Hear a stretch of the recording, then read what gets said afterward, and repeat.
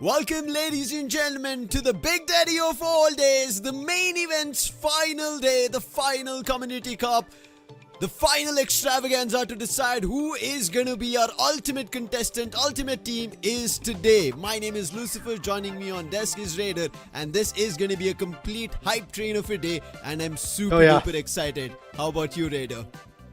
I am pretty excited after seeing what happened in past few days. Oh yeah, the excitement is on peak, to be honest. We don't know who's going to win. We don't know who's going to be the champion. But today is the day where we'll get all our answers. We will. A lot of questions. We've been talking a lot and big about IND, and they've been stepping up to the big stages, and nobody so far has taken them down on a map. Their series have been flawless. Not even a single catastrophe of a performance we've seen coming in from them. And the team we spoke about, the B team.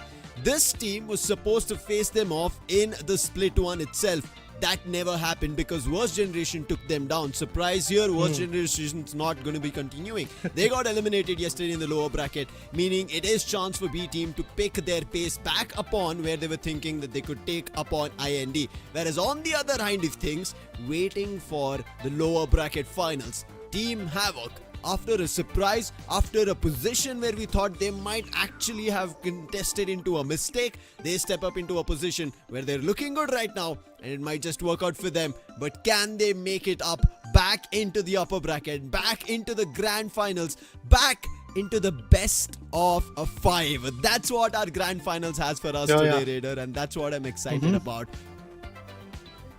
Well, now let's talk about the schedule, guys. We'll start off with IND versus B team. It's kind of poetic. IND is the one which is setting the markers. B team on the other corner is breaking those markers, and they are here up against IND in the winners bracket finals. It is going to be challenging, but we will start it off with that, and then finally whoever loses, he's going to go, that particular team to be precise, is going to go in the lower bracket finals, where Team Havk is patiently waiting to see who is their enemy, who is their opponent. After beating them, of course, Havk will be getting their spot in the grand finale, or maybe the other team is going to get their spot in the grand finale. But from the winners bracket final, we are going to get two things. First of all, the opponent of Havk, and second, of course, the grand spot. The grand finale is going to be in their names. But this is how it all started, Lucifer. Yeah, we had an amazing journey which started 2 weekends back, Split 1, where we ended up seeing IND B team. They're still in the race. Level 100 GAT. They were left out in our LCQ. Zealous Generation made their way into the main event. They got eliminated in the lower bracket. Eternal Fate also had a similar fate. Lethal Force could not manage to move out of the LCQ. Havk managed to make their way along with Helldivers, but Helldivers got eliminated yesterday in the lower bracket. Havk almost at the end of elimination survived on the map of Las Vegas, and they are looking forward to the money. Maybe the big chunks itself. Right now they're sitting at the $1,200 prize spot. That is confirmed for them. But can they rake up more cash? $2,000 and $6,000 respectively are waiting for them. The grand prize of $10,000 is the prize pool, but of course the champions are going to get $6,000 if they get that chunk. But yeah, looking at the brackets, guys, you can clearly see how it all started. We had 6 amazing teams where in the winner brackets round 2, match number 1 and match number 2, we had Team IND and Havk respectively after they won the very first action of the finals in the Split 1 and Split 2 respectively, and from there things started to topple down. We were able to bid farewell to 3 teams individually yesterday, and now we are left with the top 3. Of course, the sides are going to change over here. Maybe IND is going to be #2, maybe B team is going to be #1. We never know what's going to happen, but we know one thing for sure, and that's IND is going to be on par today. They are going to perform a lot, and these are the 5 giants from their corner: Tempest, Arav, Jitsu, and other individuals also from that particular corner. But talking about B team, we have Snappy Face, Water, Satiman, Mr. Beebs, and Best Lamb. The main thing that is working for B team as we see their games recently is the change in their versatility of a build that they're picking up, the contestant that they're individually maining on. We'll talk about the maps. B team, their stronghold is Sissurise, and then we jump into Monaco, and I don't think there's a particular map we would pick for IND because all the maps that we've seen from IND have been good. It is a map of Monaco. They could have gone Skyway Stadium, but Skyway Stadium gets banned by B team, seeing the amount of success that IND has had on that. So I like, okay, we'll go to Monaco. Let's take our eyes on that, set our sights over there, but also managed to ban Las Vegas. We've been talking about Las Vegas, right? It's a very vivid and a big map, open all around, and they say, no, we're not going to go there. They end up going to a very rough terrain of Kyoto, the newest instilled map here in the final circuit, and we would want to see who our first grand finalist is going to be. The best of 3 is set between these two. Who are your picks depending on the veto raider?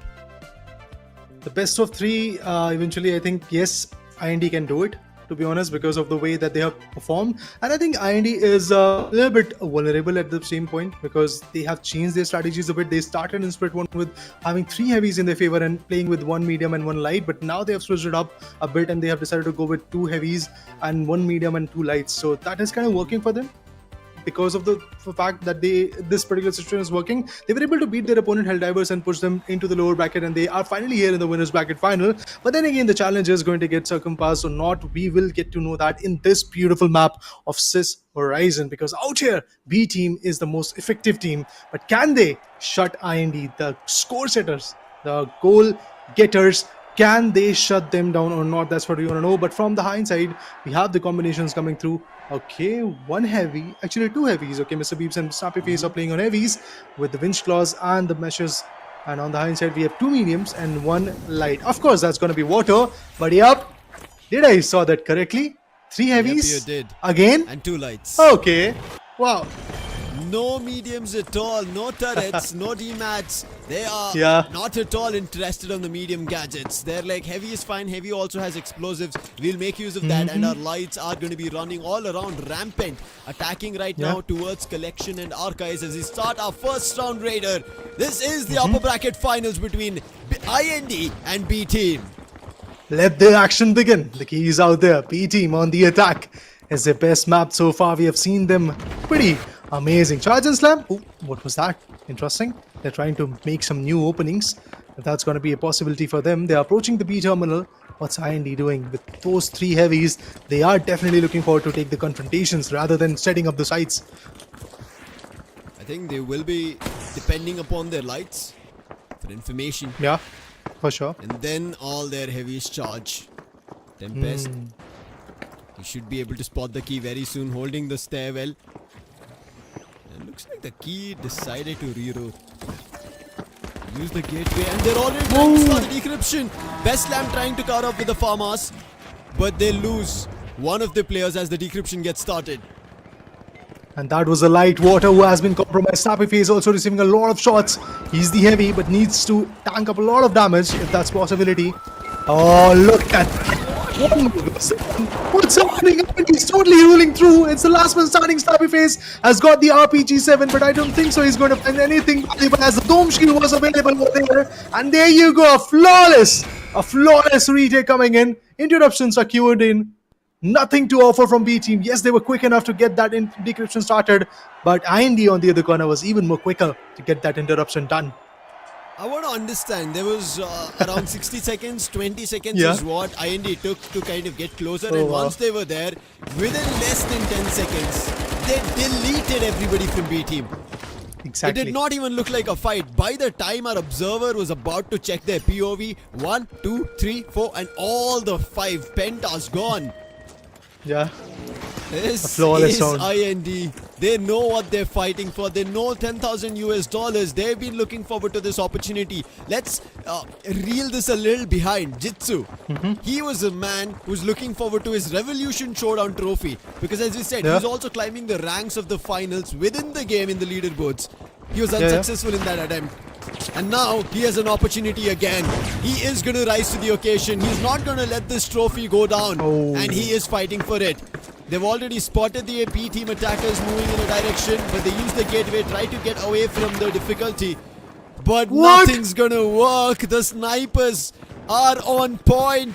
Another player just gets vanished. A vanishing bomb of a bullet coming in from IND. Oh yeah.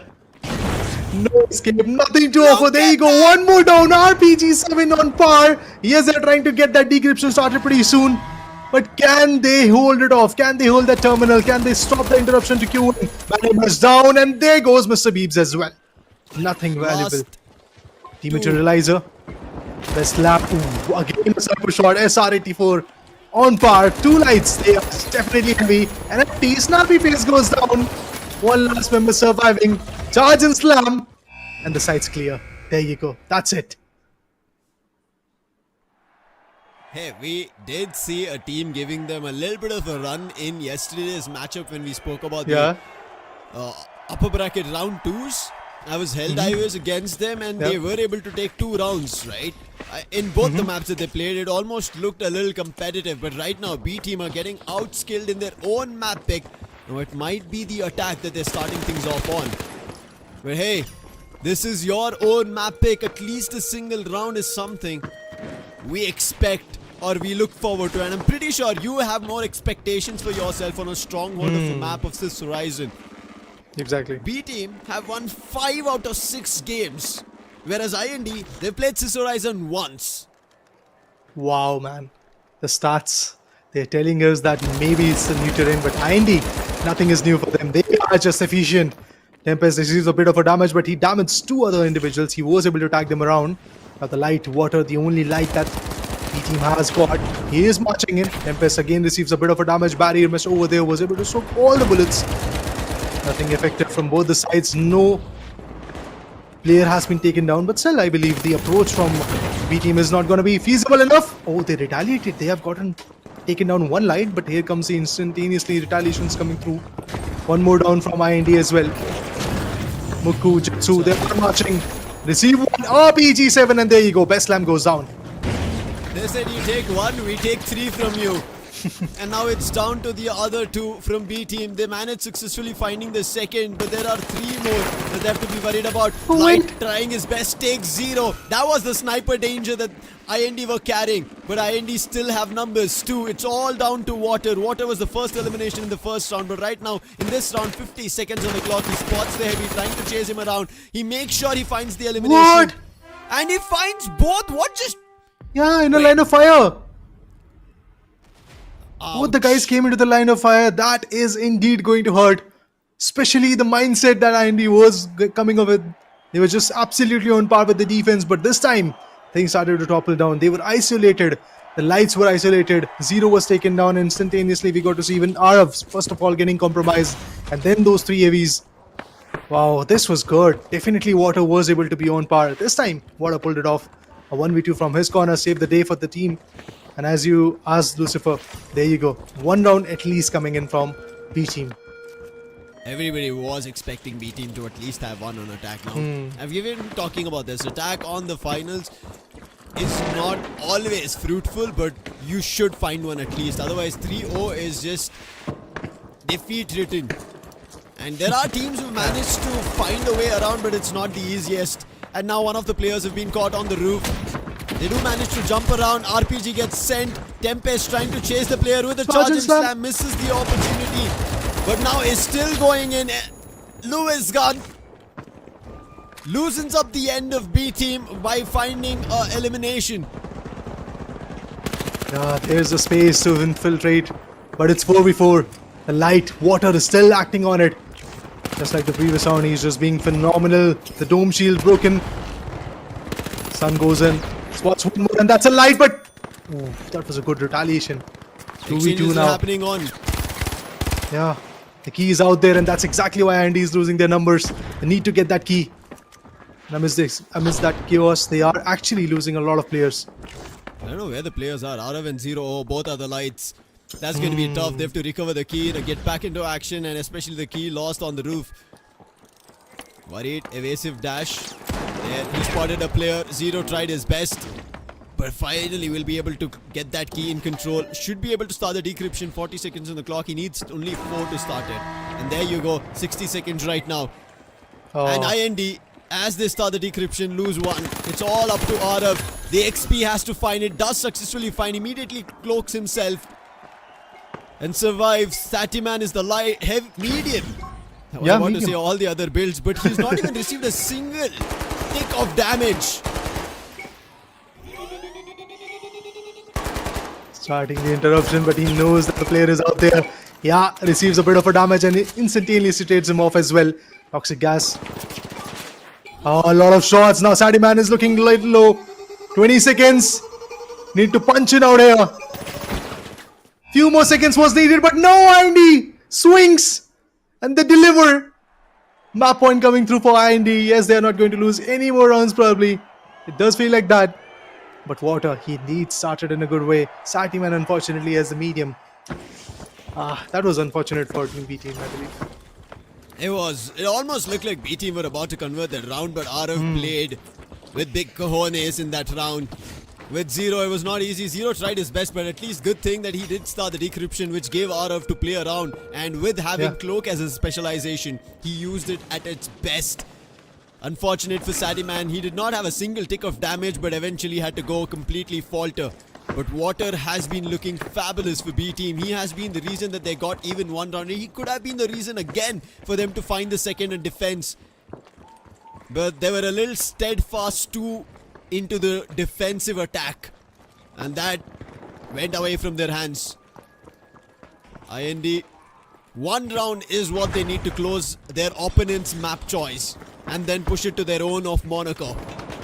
But look at the flank. Spotted. Yeah, but there are 3 individuals who are out there on A and the other 2 are actually on B. Crossing approach. Oh, PG7 charge and slam, and there you go. What? Equalized? They lose one of their own as well. Barrier mesh activated. The light needs to evade. Otherwise, he's going to get capitalized over here. Still gives a bit of a damage. Impressive. Frag nades still being delivered. Spots the heavy. Making sure the damage is done. 3v4. B team loses one of their own. This could be the last round indeed. Oh, it could be. 2 players simultaneously fall. One of them tried to manage an exchange, but it in vain. All as IND closes horizon with 4-1 of a score. Their opponent's map already in their backpack, and they are one step closer to be called the first grand finalists of the first ever the Finals Community Cup here in India.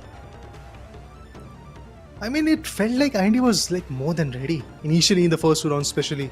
But yes, in the 3rd round of their defense, things started to like go out of their hands. Then they lost that particular round. All thanks to what Water did. He was able to clutch it out with a 1v2 in his favor. And also in the 4th one, as the side switched, we got to see Water getting the first pick, and eventually he was able to be quite on par with the approach. But Satiman at the last few points, when he was trying to get that interruption done, he failed at that point because of the fact that Arav, he's a light, he can be quick, he has the cloak as his specialization. So he was quite efficient with that approach. And yeah, at the end, that map point came through, and after that, what happened in the 5th round was pretty evident, guys. One by one, every single individual getting isolated. Arav over there with the XP, he was just damaging his opponents, and the other guys were swimming in RPG 7s, charge and slam, winch claws, whatever you want. Everything was available out there, and Andy was like, we are going to put a rampage out here.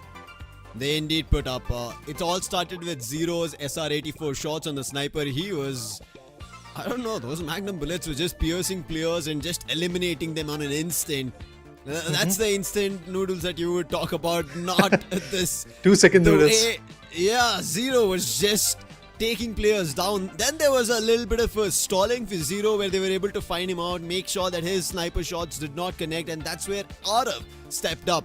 And we've always talked about this. Whenever a team has 2 lights, it does get a tad bit difficult for both of them to perform at a similar scale, because expectations are always high. You are the highest damage dealers in the team, and you are going to be very quick and evasive. And I really like the setup coming in, 1 on a cloak, 1 on an evasive dash, and that worked out for them. The first and the second half balanced out really well for each other, and the heavies always, right? It never felt like the heavies were running away from a battle. They were always there from IND's end to cover each other up for the lights, for each other heavies as well. On the other case also, it was similar, right? The heavies were trying to protect their mediums and lights, but it was just not enough. There was just 3 heavies on the side of IND, and they've been just better. They've been clearly better in every game that we have seen so far. The only team, as I keep telling it, has been Helldivers. Managed to take 2 rounds. That's the costliest that's been for IND. Other than that, there have been teams who have managed to pull 1 round, and B team are one of them right now.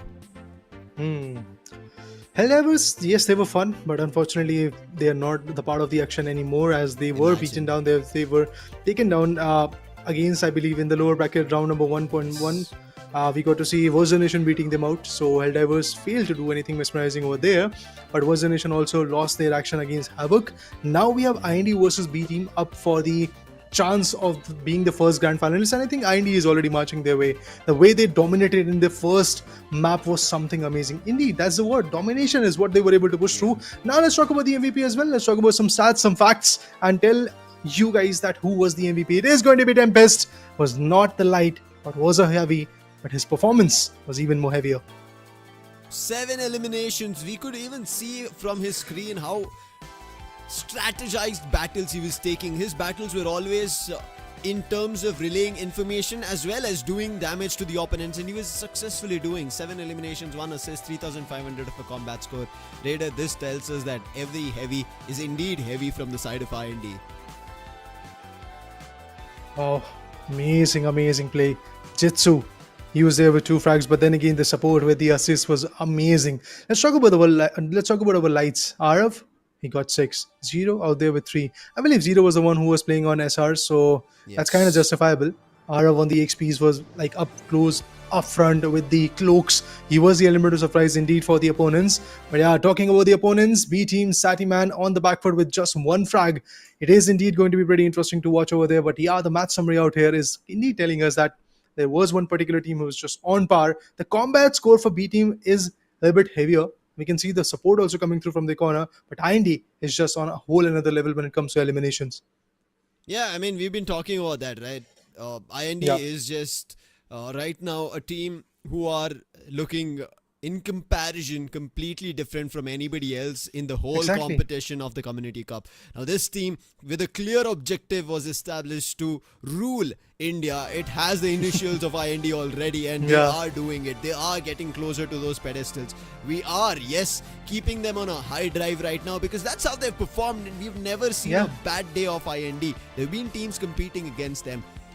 But can IND pull off the Community Cup's victory is what we have to wait and watch out. But right now the lost chance can be again pulled back because this best of 3 is not done.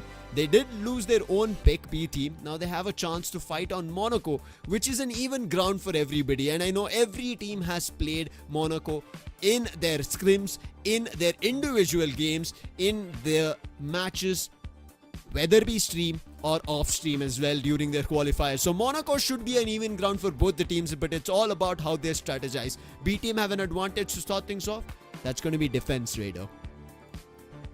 Yeah, but eventually if you try to remember what happened yesterday in the exact map of Monaco, things were a little bit different. The attackers were miserably failing, but the defense from both the sides were like acting pretty peculiarly, and eventually they were getting a lot of rounds in their favor. If that is going to be consistent, maybe IND is going to face some backlash in this particular scenario from B team. But I think the way IND is rolling in, the tempo, the mindset that they have got is just something which is on another level. Yes, they were surprising us yesterday with like 2 heavies and switching their roles along the way, but eventually today they are back to square one. Arav and Zero on the lights, they were as phenomenal as Split 1 finale. That's exactly what they're trying to play on, and I believe continuing that will be the case seen for Monaco as well. I believe in that scenario lights can be very efficient through the streets, and eventually also on the cathedral. Maneuvering around those lights can be absolutely valuable. And if you talk about cathedral, talk about the demolition. At that point, I think those 3 heavies can be more than on par. Oh, they're going to be irritating. They're going to be annoying. They're going to be just on destruction mode. They're going to be the engineers of Monaco who are going to completely topsy-turv this whole environment of the finals. It's going to be IND to start things off, and we do end up seeing underpass and construction. So for now, at least construction can be destroyed, but we will have to take some time before going into Cathedral itself. But the build is same. 3 heavies, 2 charge and slam, Jitsu playing with a winch, and Arav and Zero the same. It is going to be a sniper and an XP battle. On the other end, 2 heavies, medium and light. They're sticking to the same guns. I'm talking about literally about the roles, the builds. They have to outperform their opponent in order to win their first ticket to the grand finale. 90s out here to win. 3 heavies, 2 lights. 1 SR84, 1 XP. 2 charge and slams, 1 winch claw. IND is more than prepped for the attack. And as we talked about the map of Monaco, the destruction needs to be there. And IND is with the charge slam, I think they can bring that destruction to a literal term. Because of the charge and slam, they can break open openings and eventually get some good stuff out. Get the decryption started pretty early. As we move in, Portal, it is going to give them the edge. ID0 reaches towards the top of the cathedral, and they've already taken one down. There you go. B team start is once again not that good. As our shots misses a bit. Oh, no connection so far. Look at how the defenders of B team are running. It seems like they're the attackers and IND have the ones who have spotted them out in the open. They're trying to chase them out. Underpass and beat of construction. Where do they hit? Finally, there is some bullets being shot out from construction. This looks like they want to challenge Arav. Falls down as he's trying to get closer to the construction. His teammates, they are already at the underpass. Jitsu, he's been brought down to low health and gets cleared off. That's a nice shot. But now, what does Arav do? He's gotten his teammate Tempest here. Arav spotted the player and he clears him off. Arav, he's already said construction is mine. You guys invited me to fight. I'm going to try my best to put the best foot forward. But finally, they put Arav down. Tempest, what an RPG. Now with the Lewis gun, should be able to clear the player off. Also has given the call, trying to use the mesh and surviving. But how long can he survive? Hits the reload. And now a charge and slam, destroying buildings. Tempest will for sure secure the last player. And with that, IND get round 1 as they start things off on Monaco. Lucifer, correct me if I'm not if I'm wrong, that the objective of the finals, the terminal attack, is to get that decryption started. IND seems to have lost the track. They are hunting the players. They're hunting the defenders, literally. The way they played. Oh my god, that's amazing. The way they were. The objectives are for me and you. For them, it's the victory. For IND, it's like we have to win and we are going to be chaotic about it because we have got 3 heavies. Look at those RPGs being so precise. The charge and slam, demolishing the buildings, getting the right values out of it. Now once again, IND marches their way through the outskirts. We're on the rooftops. We have Snappy Face, has got KS to play with. In close range, this guy can be absolutely amazing with the hefty amount of damage that KS can relay. But you need to be precise with it, if I'm not wrong. Yeah, KS is a very annoying weapon, as we even talk about model 1887 on the medium. It's similar to that, but again, it's not a weapon viable for long distance. It is a weapon which can destroy environments as easy as possible. With the help of a heavy, Best Slam did spot the players, and with the farmers, he's also going to make sure he finds the elimination. He makes sure that IND's decision of chasing them out proves fatal, but he also in exchange gets cleared off. Back to a 4v4. IND say we commit as a team. The trade fires are coming in. Light has been spotted. Yes, it is going to be Arav this time. Who can be? No, it's Arav, not. It's Zero to be precise, if I'm not wrong. Arav was taken down initially as the first light went down. Now it's Arav who has been put down. Oh, IND losing 3 players. They equalize. They kind of have the tendency to get that equalizer pretty soon. And yes, they have got it. We have a light and a heavy surviving in from B team. Let's see what IND has to offer. IND has got 2 heavies. Okay. This is going to be interesting. They need to hold back a bit so that they can be back with 150 HP. But there's time that's ticking. That's not a constraint that you can change. That's not an environment decision. You have to clear things off. Now they're figuring out where the key is because of all the chaos that they themselves instilled in Monaco. Now they're trying to figure out what's the best approach. Muku makes his way through without getting hit with a single bullet. Now he's trailing. Nice tracing, and that works. They find the light who gets eliminated. Now it's a medium on the other end. Wait, it was a medium, right? Yeah, it's a heavy. No, it is actually heavy. Yeah. They need to get that decryption started. Are they on it? I think they are. Oh, that's it, guys. Now the trouble is on. Snappy, you have to fight with 2 heavies. But the fact is, they have a bit more of a HP. Snappy Face has got a bit more of a HP. But this toxic gas is going to push him. And he gets one. Alright. He gets one. That's Jitsu has been compromised. There's the last guy. Let's see. Let's wait if he's going to get him or not. 1v1.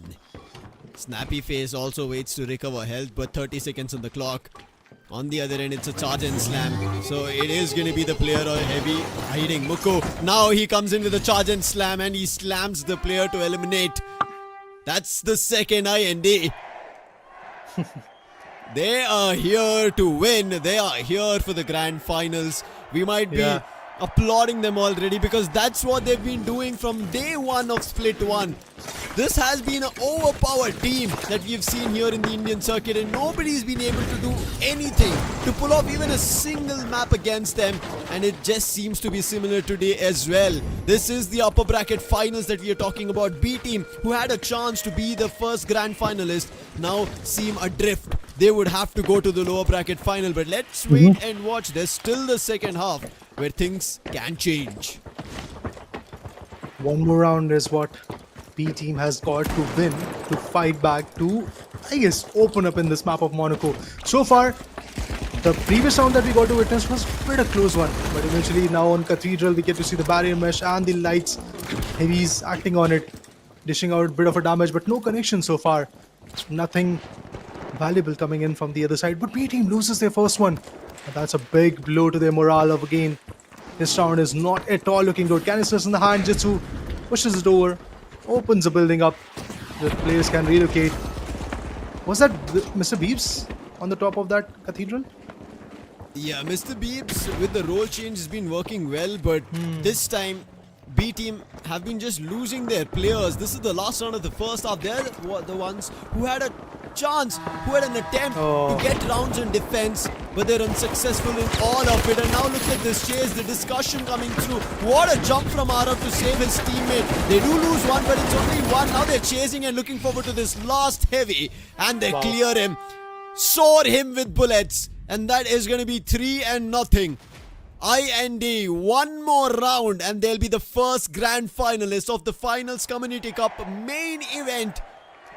3 weeks of unwavered performance for this day. We have been talking about the evolution. A lot of teams have evolved, but IND is still on point. IND is still effective. None of the teams are able to compete against them and eventually put them down. Yes, of course, we can talk about Eldivers who were able to push them in 2 rounds in each particular map, but at the end, who came surpassing them was IND. And that's exactly why they're in the winners bracket finale now. They are just 1 round away, as they have got the series point in the name. They're just 1 round away from the grand finale, from the BO5, from the final marking stage of being the champions of the very first Community Cup of the finals. And I think they can do it. They are on the defense. It's a good spot to play with. Oh, Sati man, how was that? Welcoming shot from Zero. Yeah. They do grab the key. They are trailing around the edges of the building. Zero spots again, sends a shot.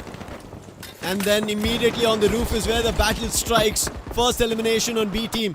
More of the players trying to use the jump pad, and they are surging. Muko, along with his teammates, find another elimination. It's up to the other 3. Satiman caught out in the roof, and it's down to one last player. Where is he? And he's found on the roof, being chased, being punched, and with that is going to be a melee finish in style coming in for IND, the first grand finalists of the main event. You're 1 step closer to being the grand finalist, and all you had to offer B team was 1 round, that too on your own pick. Nothing to offer on INDs. Monaco is not the map that we have not seen a lot. We have seen this map in at least, I believe, 12 to 14 games. 12 to 14 times. So that was phenomenal. The way these guys played was just absolutely on point. Yeah, I don't know what to talk about this.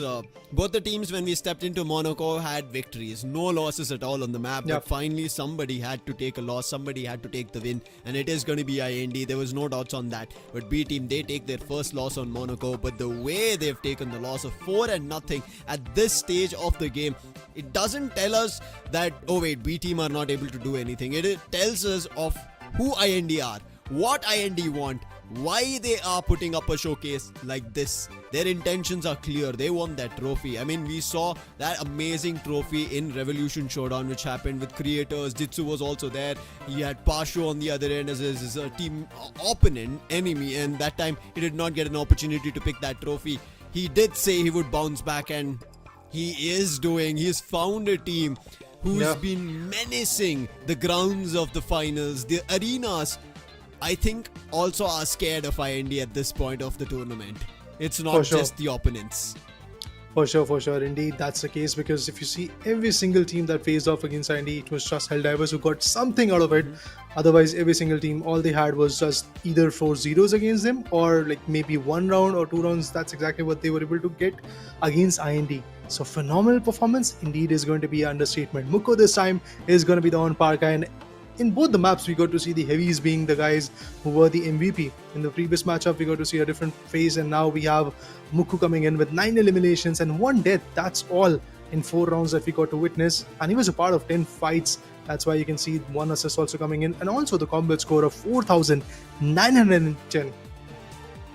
Only heavy that's been or had a chance to put up a better score was Joseph with 10 eliminations. That happened yesterday for their qualification game in the lower bracket, but eventually when they met with Havk, they couldn't move ahead. But Muko comes in second at 9 elimination, then comes in Arav at 4, Jitsu with 3, Zero at 2, and Tempest at 2 as well. But look at the assists everybody has. Arav on a light has 5 assists. Let's jump into the other part of things here.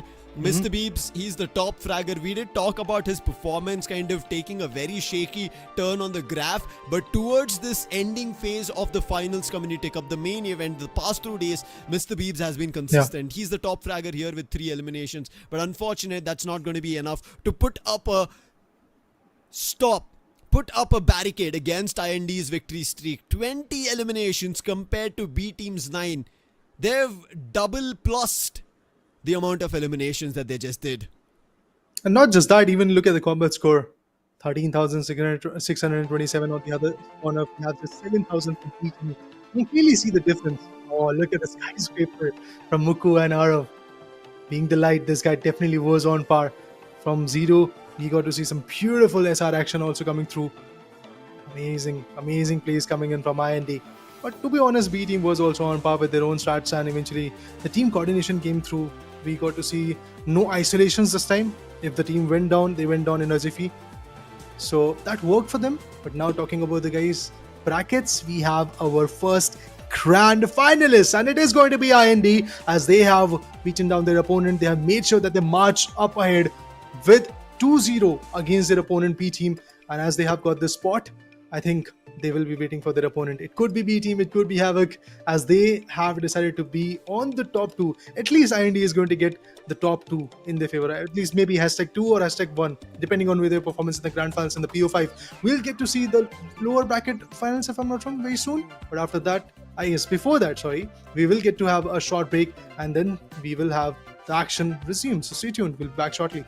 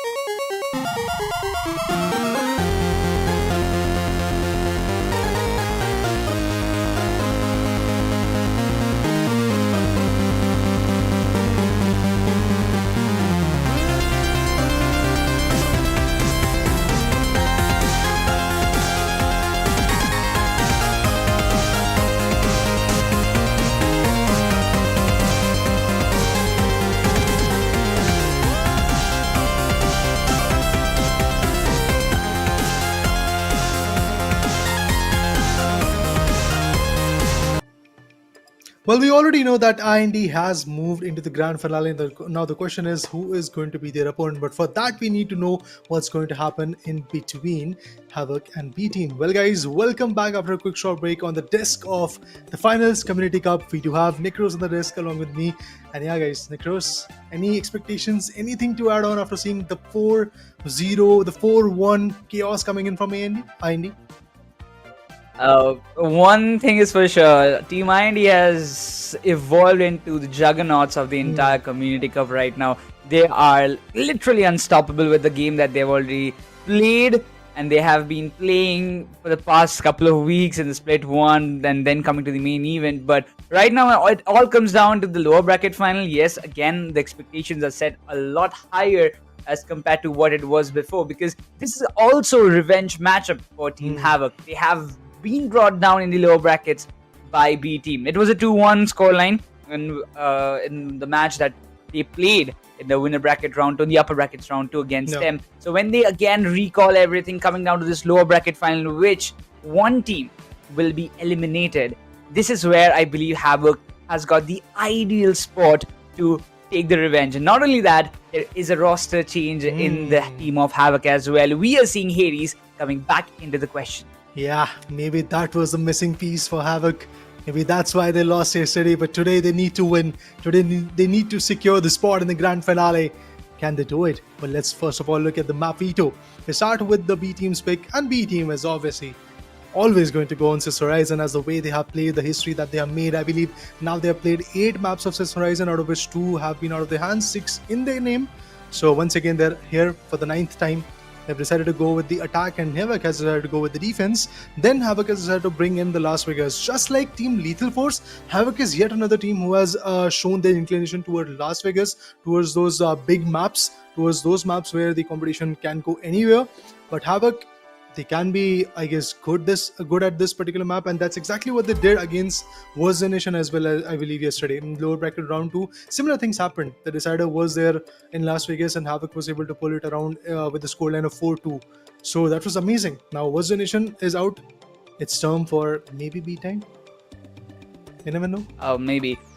Again, the picking of Cis Horizon is what B Team will opt for. There is no doubt for it, because even in the yesterday's matchup, it was that particular map in which Havk got defeated not once, not twice, but thrice in a single day, and they still opted for it. So that was something that they wanted to prepare themselves of before the maybe the finals, lower bracket finals, or maybe for the grand finals as well. But right now, this is where the testament comes into the question. Cis Horizon, once again, B Team, they will be looking forward to just keep their winning streak on and against Havk, while the comeback of Hades, I don't know, is it gonna bring some more changes, because Hades was missing, as you mentioned earlier. That was the missing piece of the puzzle for the side of Havk in the previous day, where they faced a numerous amount of matches. Total 9 matches they played in a single day, which is definitely not an easy task. But in today's day, it's gonna be really crucial. If Havk wins this Horizon, I can assure you, Raider, they will be walking away with the lower bracket finals, winning the lower bracket finals to the grand finals and facing IND in it. But talking about the combinations, we have 2 heavies and 3 mediums coming in from Havk. If He's back, of course he's going to play on the medium. He has been good at it, but on the different side when it comes to attack, on defense, to be honest, when it comes to B Team, they will be approaching in a different way, as they have decided to go with 1 light, water as usual, 2 mediums and 2 heavies as well. Interesting combination, of course. I mean, just like what they did in the previous matchup, but the way IND brought them down to their knees was just something amazing. Now we want to know what Havk is going to do, how effective Havk can be. They are with the key traveling towards the terminal. It's going to be the A terminal where the attack could come. Have they spotted? Not yet. Oh, they have got the info. Aries plays. That's the info, and now they're relocating with the help of jump pad, approaching towards A. And is there any setup available or not? That's what we want to see. Oh, already the shots exchanges have been started, and you can see a lot of shifting damage have been done on the players of Team Havk. DT has been taken out instantly, but Water barely surviving on 10. We're trying to make a fallback, but still, he drops down. Not a single shot being connected on him. That's why he's still surviving. But 2 of the players of Team Havk has already been wrecked down and out. As B Team, they're advancing towards the terminal. B Team, they've done A lot of damage, but here comes the equalizer probably. No, it's 4-2. Decryption has to be started. Where the last two individuals need to see that as well. They're breaking all the traps. They're breaking all the equipments out there. Mr. Beefs have been taken down, but Beslam, Water the Light, the heavy damage dealing individual is still out there hunting opponents. Terminal with the Doom Shield, they can go ahead and get the decryption started, and that's exactly what they're working on. Yep, decryption has been started. And now the last two individuals from Team Havk needs to push in. Kilwa, the light, Hades, the heavy. Both of them are available. Barrier mesh, but the damage coming in from Kilwa is going to be more than on par. Takes one, but no. The heavy goes down. It all trickles down to Kilwa. Kilwa versus Walkers.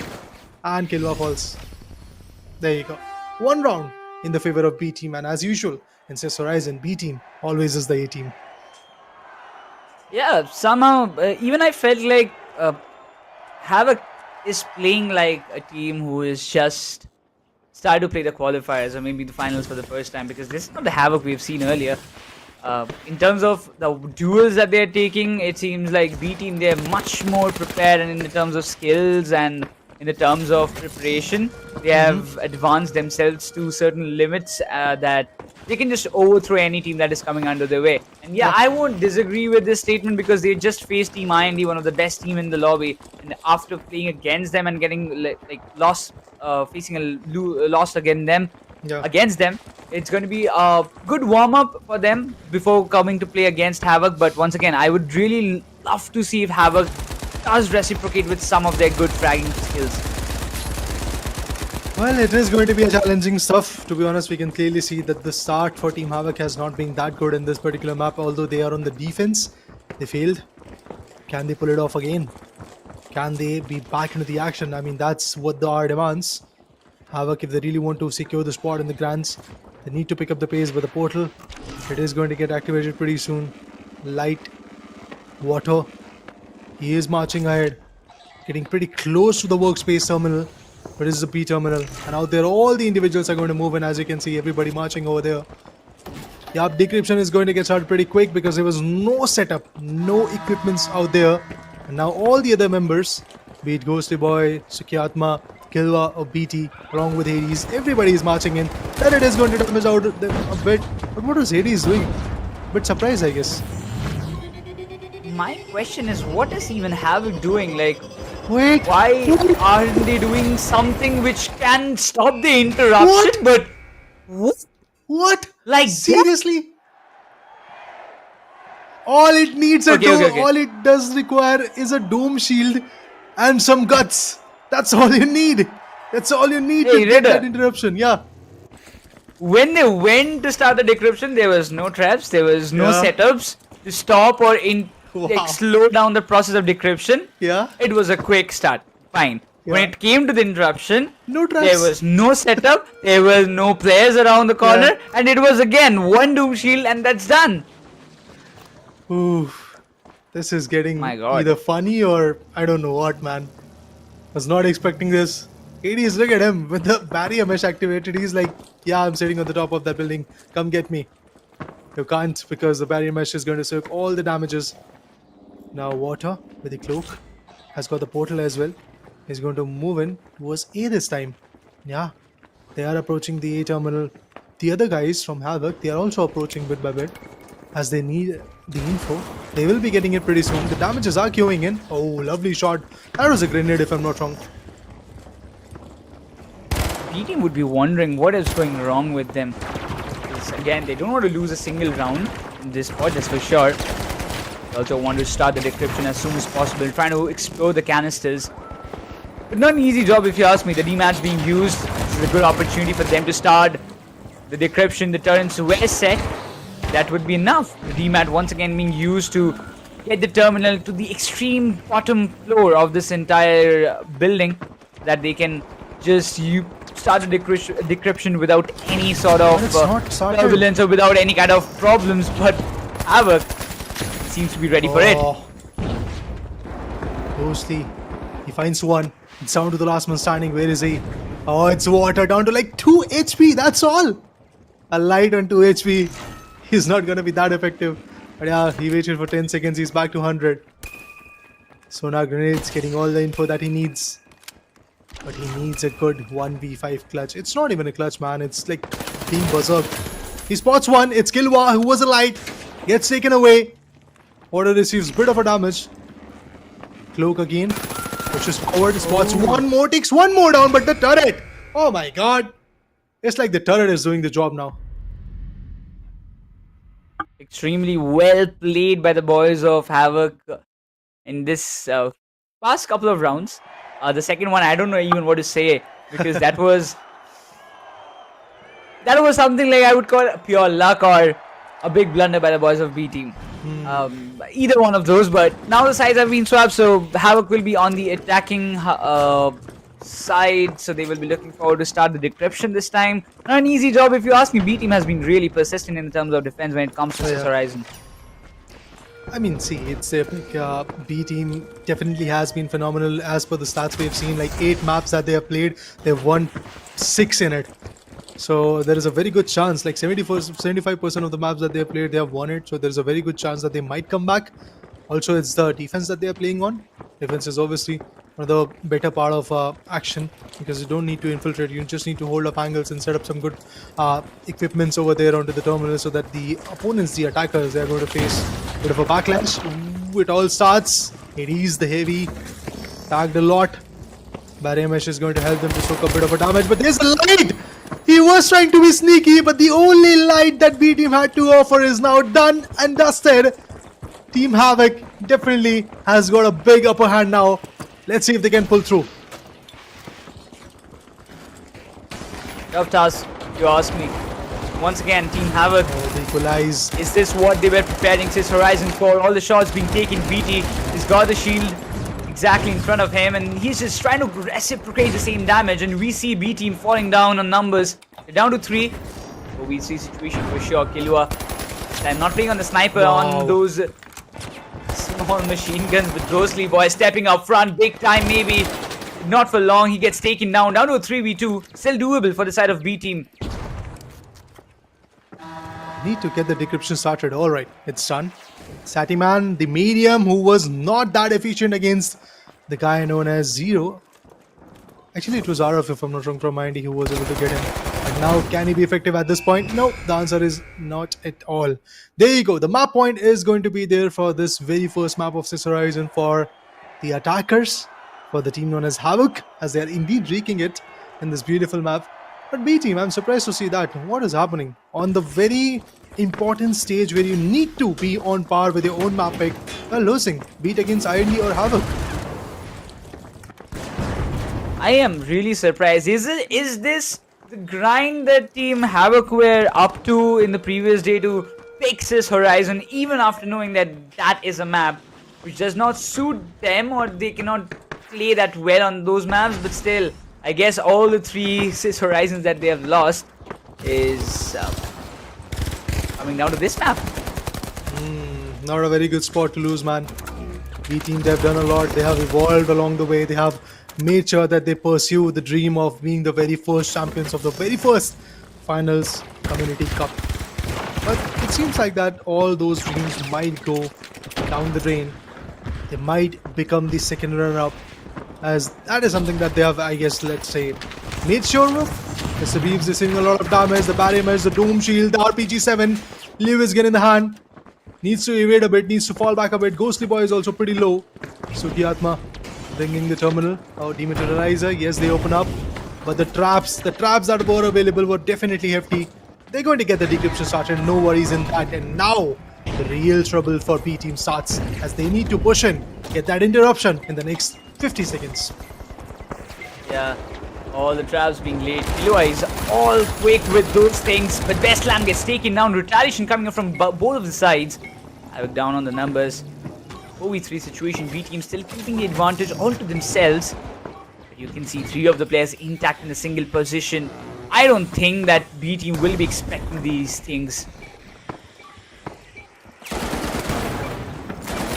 Oh, bit of a damage. Gets spotted. The proximity mine is going to open the area, but they don't have time. What? Do they have the time? One last man standing. Oh, actually, he's also done. Alright, guys, there you go. A team is like, you can't win that easily, brother. We are going to bounce back.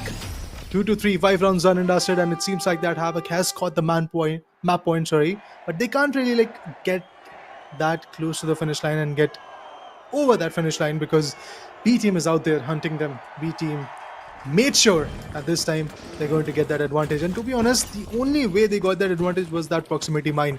Breaking it open, it gave the way to B team to attack from the back angles onto Havk, and that's exactly why I guess they lost the previous round.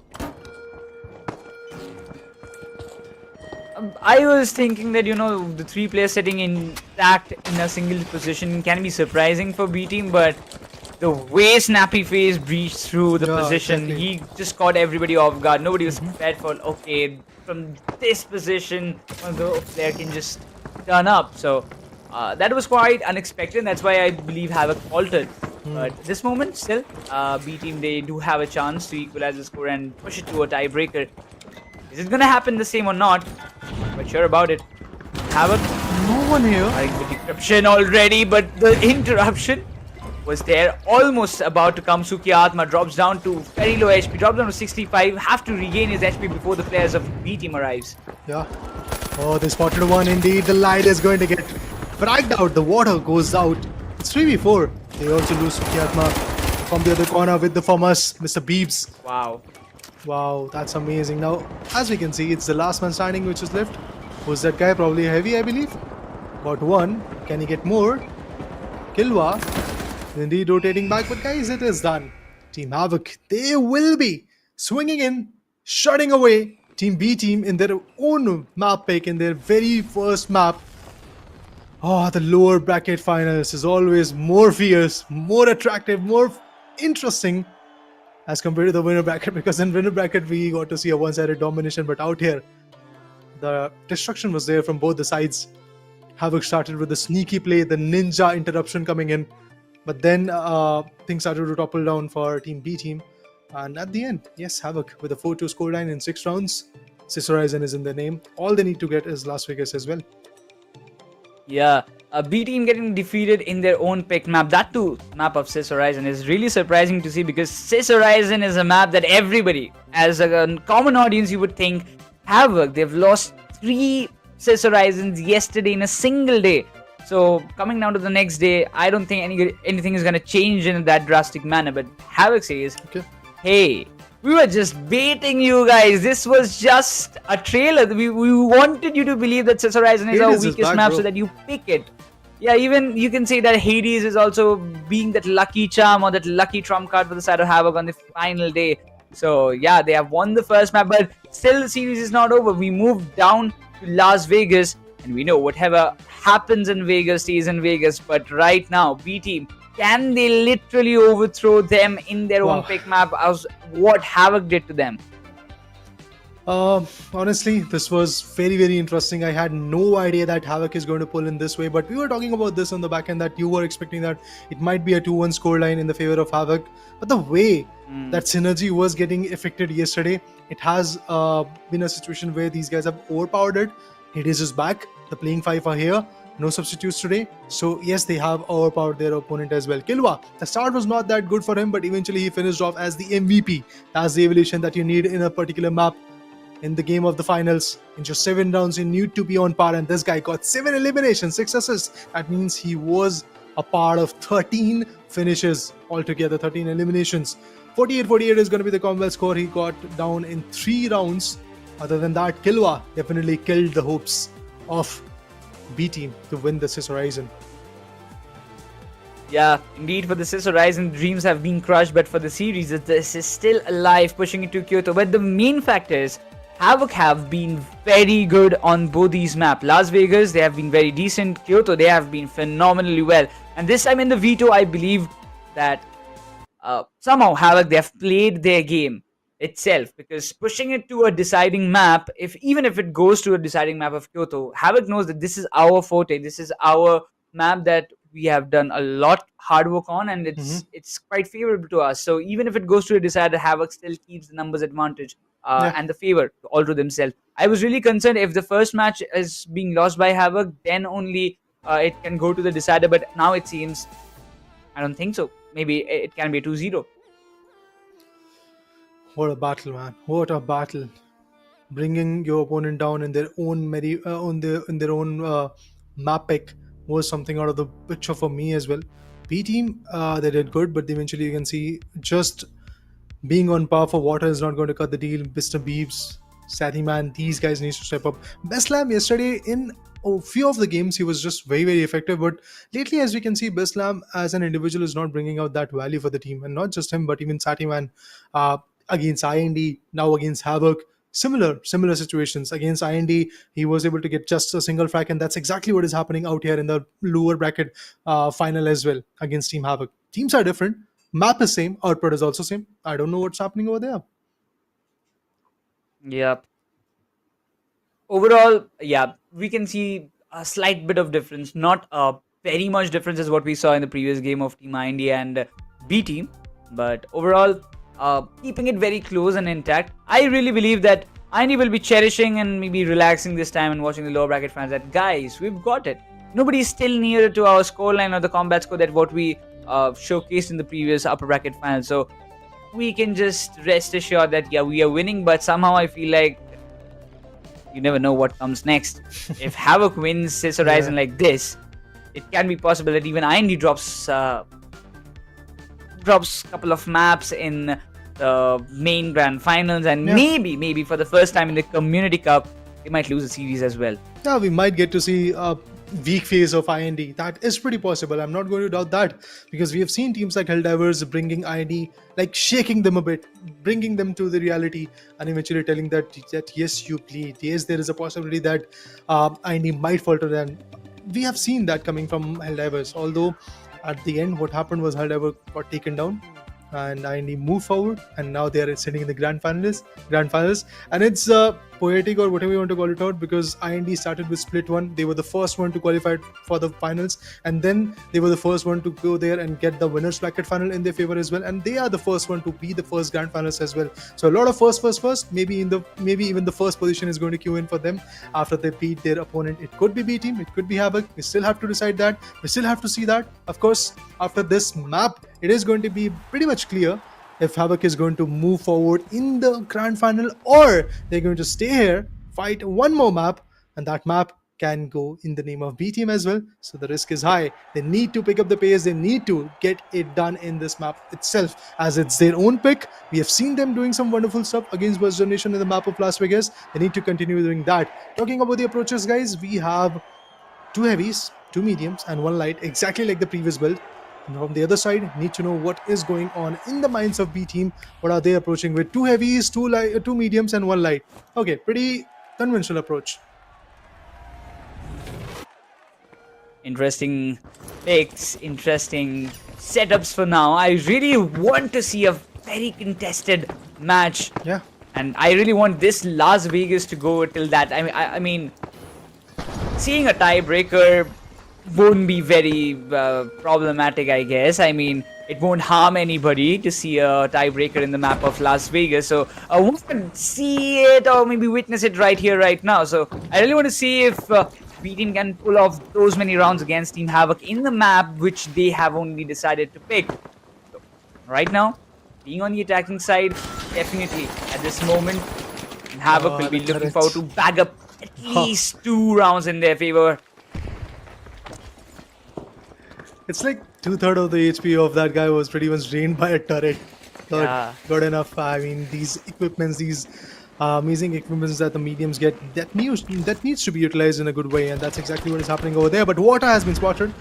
Nothing onto him, but eventually he needed to back out from that corner because that was a medium, I believe, on the rooftop who was dishing out the damage. PT is back with 150 HP of his own, but obviously those other 200 HP that he lost against that turret would have been very, very valuable for him. With the help of Dematerializer, they are moving towards the A terminal.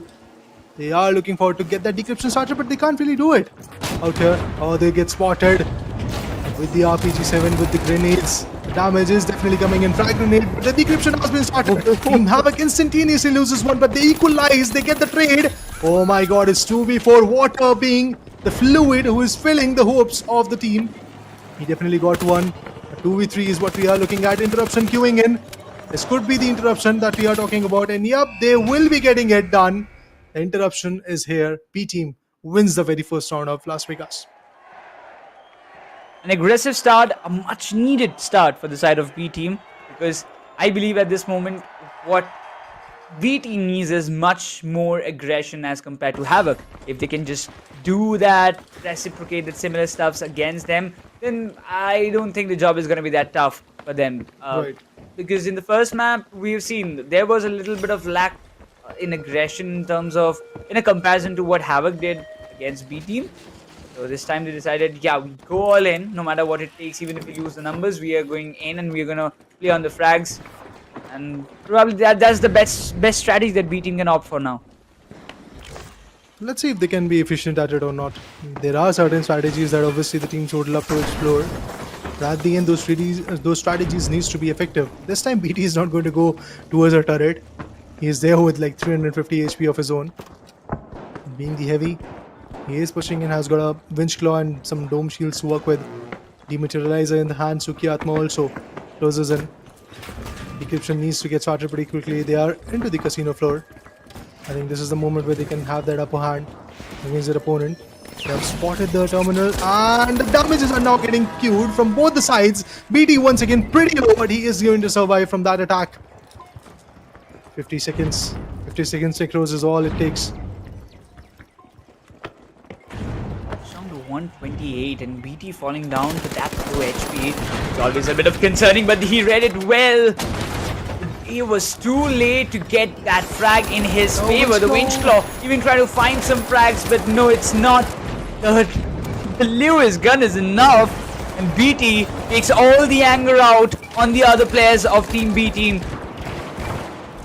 And now it's down to a 1v3, which will be eventually ended as Havk comes up with an equalizer. On the attack, Hades, Kelva, they have lost one, they won one. Oh, flamethrower. Yeah, it's time to cook.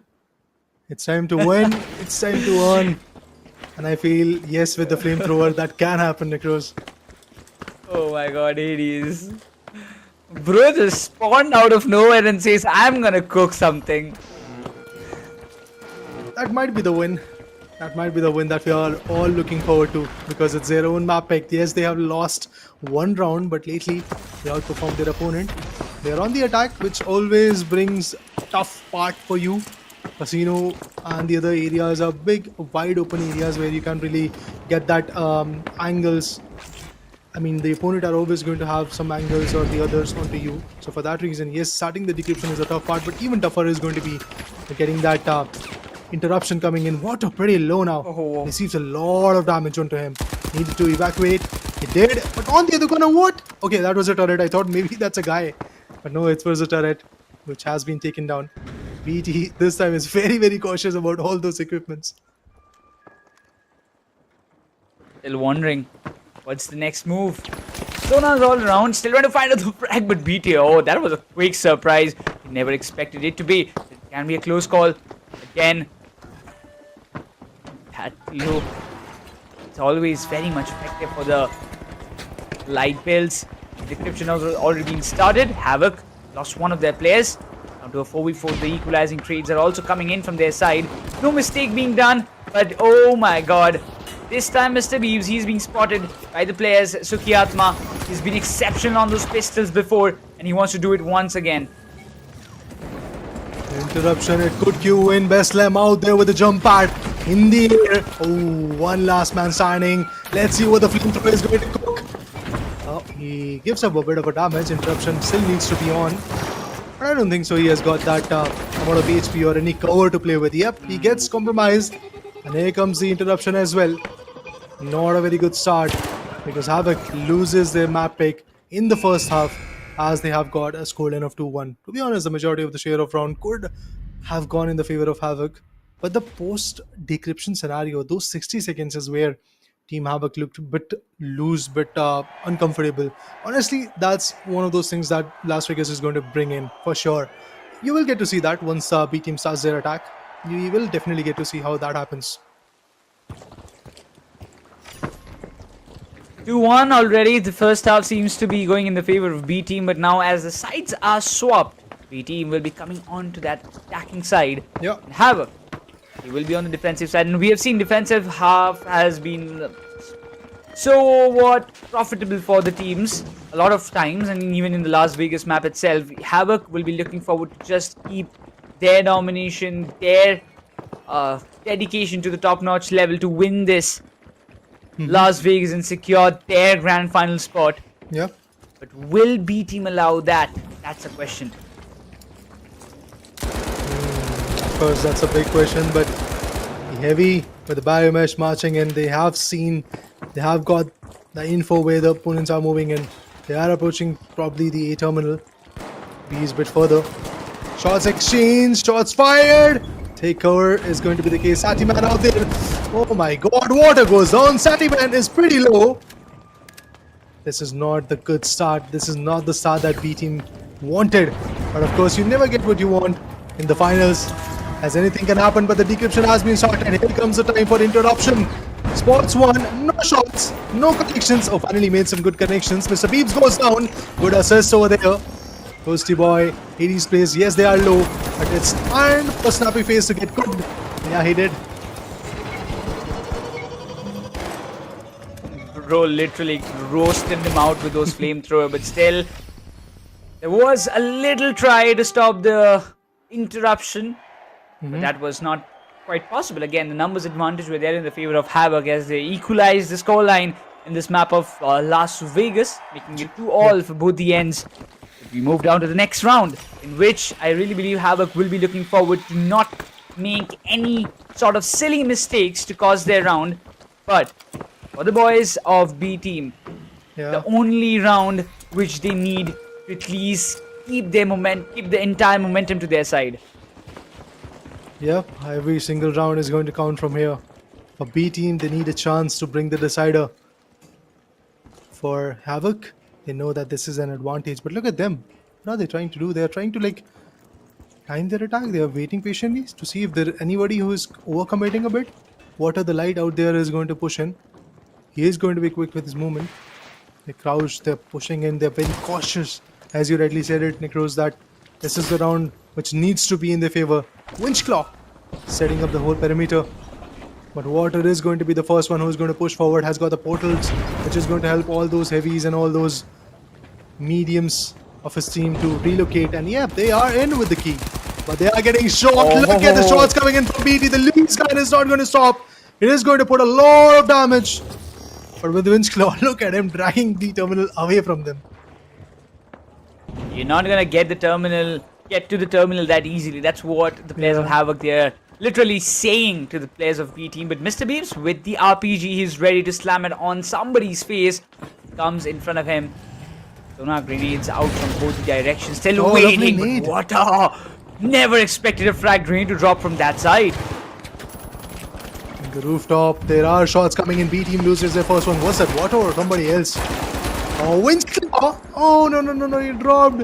I thought no, he was going to go for a melee after that Winchclaw, because he was able to grab his opponent, but at the end he dropped from the stairs. Almost there. Hades plays, gets taken down. Ghosty Boy is also not looking good, but he retaliated. Wanna see the POV of B team? Where's the last guy? What is he doing? The turret goes down. Snappy Face is out. The last man is gonna be Sati Man. Oh, he gets one. Ghostly Boy gets picked off with the AK. He's phenomenal. That nade, and now finally we have the map point, or should I say, guys, CD's point. Oh my god. This is turning out to be really interesting. Now the next two terminals one is in the dumpster, one is in the kitchen area. So probably the B one is something that is close to the players of Havk. They will be looking forward to set the traps quickly onto those sides, but this is the series point. Ladies and gentlemen, this can be the round where Havk seals the deal and qualifies for the grand finale to face off Team IND, one of the feared and the best team out there in the lobby of the finals. But this is going to be that easy. Will B team just let it slip away like that? What happened in Sis Horizon similar to it? Or they're going to push it towards tiebreaker? Tiebreaker sounds interesting, Nikros, but for Havk, not at all. For B team, yes, that's the only option that they've got. They need to get the tiebreaker. Water spots where the players are marks them away. As you can see, the key out there is also getting marked. PT is giving all the info for the team. And yeah, they spot one.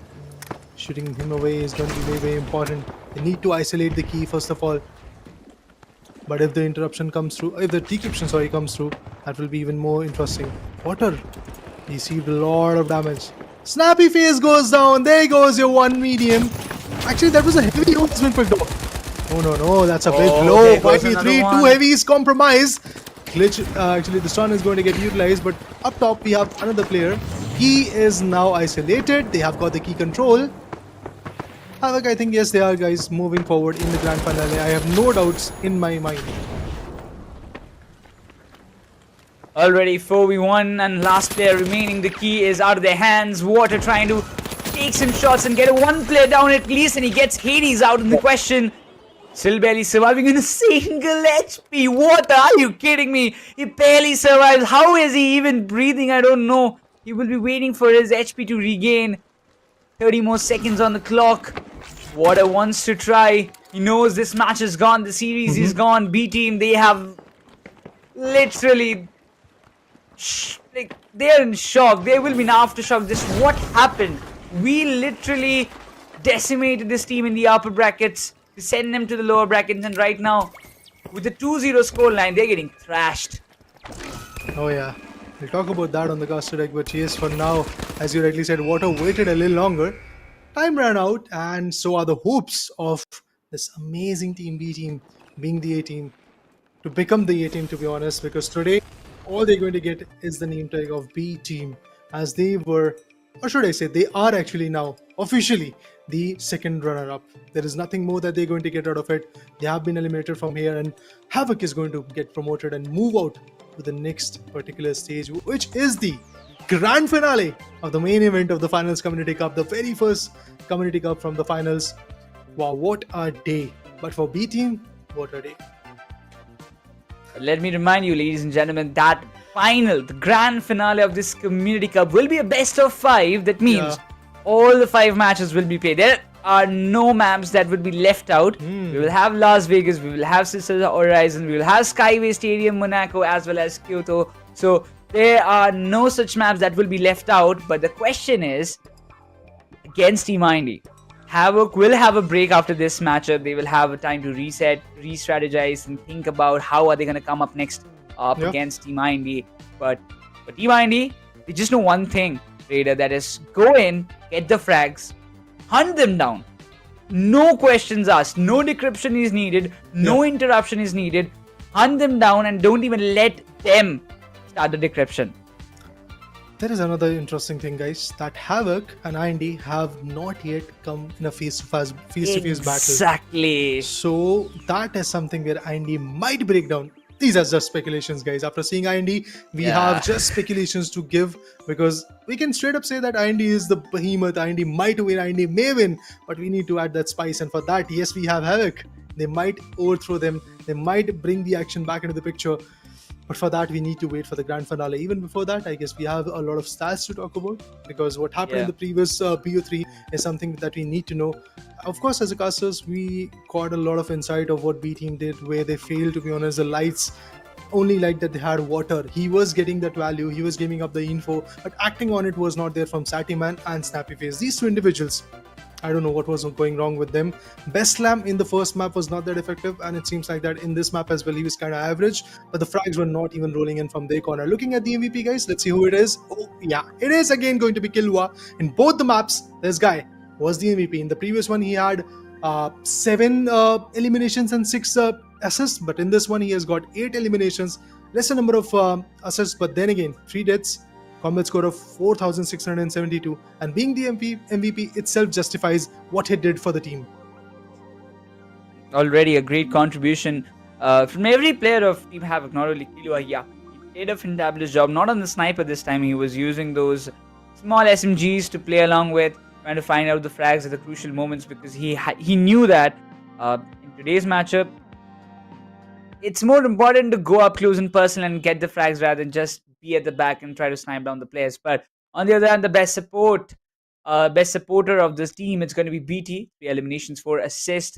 the ADR for 3.5. You see the support score of 6k plus, so that's a huge support score that is being provided by this one player individually. So I really wish we would be like seeing a lot more from his side. And against Team Mind again, prepping them is going to be a very tough job. And even one thing is in just running around my mind at this moment, that uh, though we have seen Water, Best Lamb trying to prove their best, some things in the terms of strategy went very wrong for the side of B team, and I really believe that they kind of underestimated Havk, Yeah. because they have defeated them once. So they thought that if we win Cis Horizon, then we have a chance of even doing the reciprocate the same results of what we did yesterday. But in their own pick map of Cis Horizon, they got literally thrashed away by the players of Team Havk. Talk about even the differences. You see, not a big difference as compared to what IND and B team had between themselves, but a close one. Still, Havk in the terms of strategy prevailed on top. I think the difference was there in terms of the, I guess, impact frags. There were frags from both the sides. You can see that the difference is not that big of a difference. Hades plays. I think the X Factor Hades plays in this specific map of Las Vegas was not that aggressive, but the other guys like Sukyatma and eventually Kilwa, along with him, even Ghostly Boy was just on par. But from the other side, I have honestly no complaints from B team. It's just that they were not that gelled up with this map. I would like to say that, because if you see that their coordination was on par, they were coming up with some good trade fires, they were not getting isolated in the fights. So I think yes, their approach was good, but the execution part, that's exactly where they a little bit were on the back foot. Now talking about the grand finals, guys, as you can see, all the blanks of this brackets have been filled. We have the final two teams out of the 64 that came into the action from both Split 1 and Split 2. A long journey indeed. From Split 1, we had two teams coming straight into the main event. The other two, hashtag 3 and hashtag 4, went down into the LCQ, and the Split 2 had exactly similar fashion of style. But then from LCQ, we got two more teams. We started with 6 teams in the main event. Now we are down to 2, and these 2 teams will give us the champions. And there will be a bit of a big break, guys, before we bring in the big stage, the grand finale. So for that, stay tuned. We'll be back after like half an hour.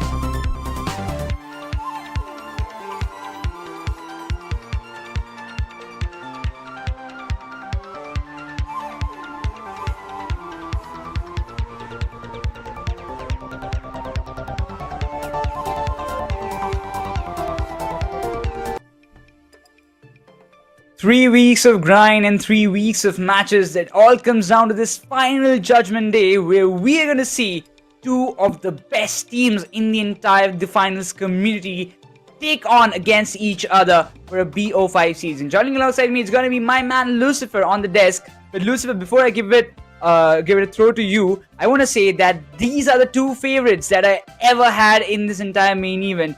I really wanted to see this match happen. I was a little afraid that I would be seeing this matchup in the upper bracket fans, but hey, gods have their own plans to make it up to the grand finale.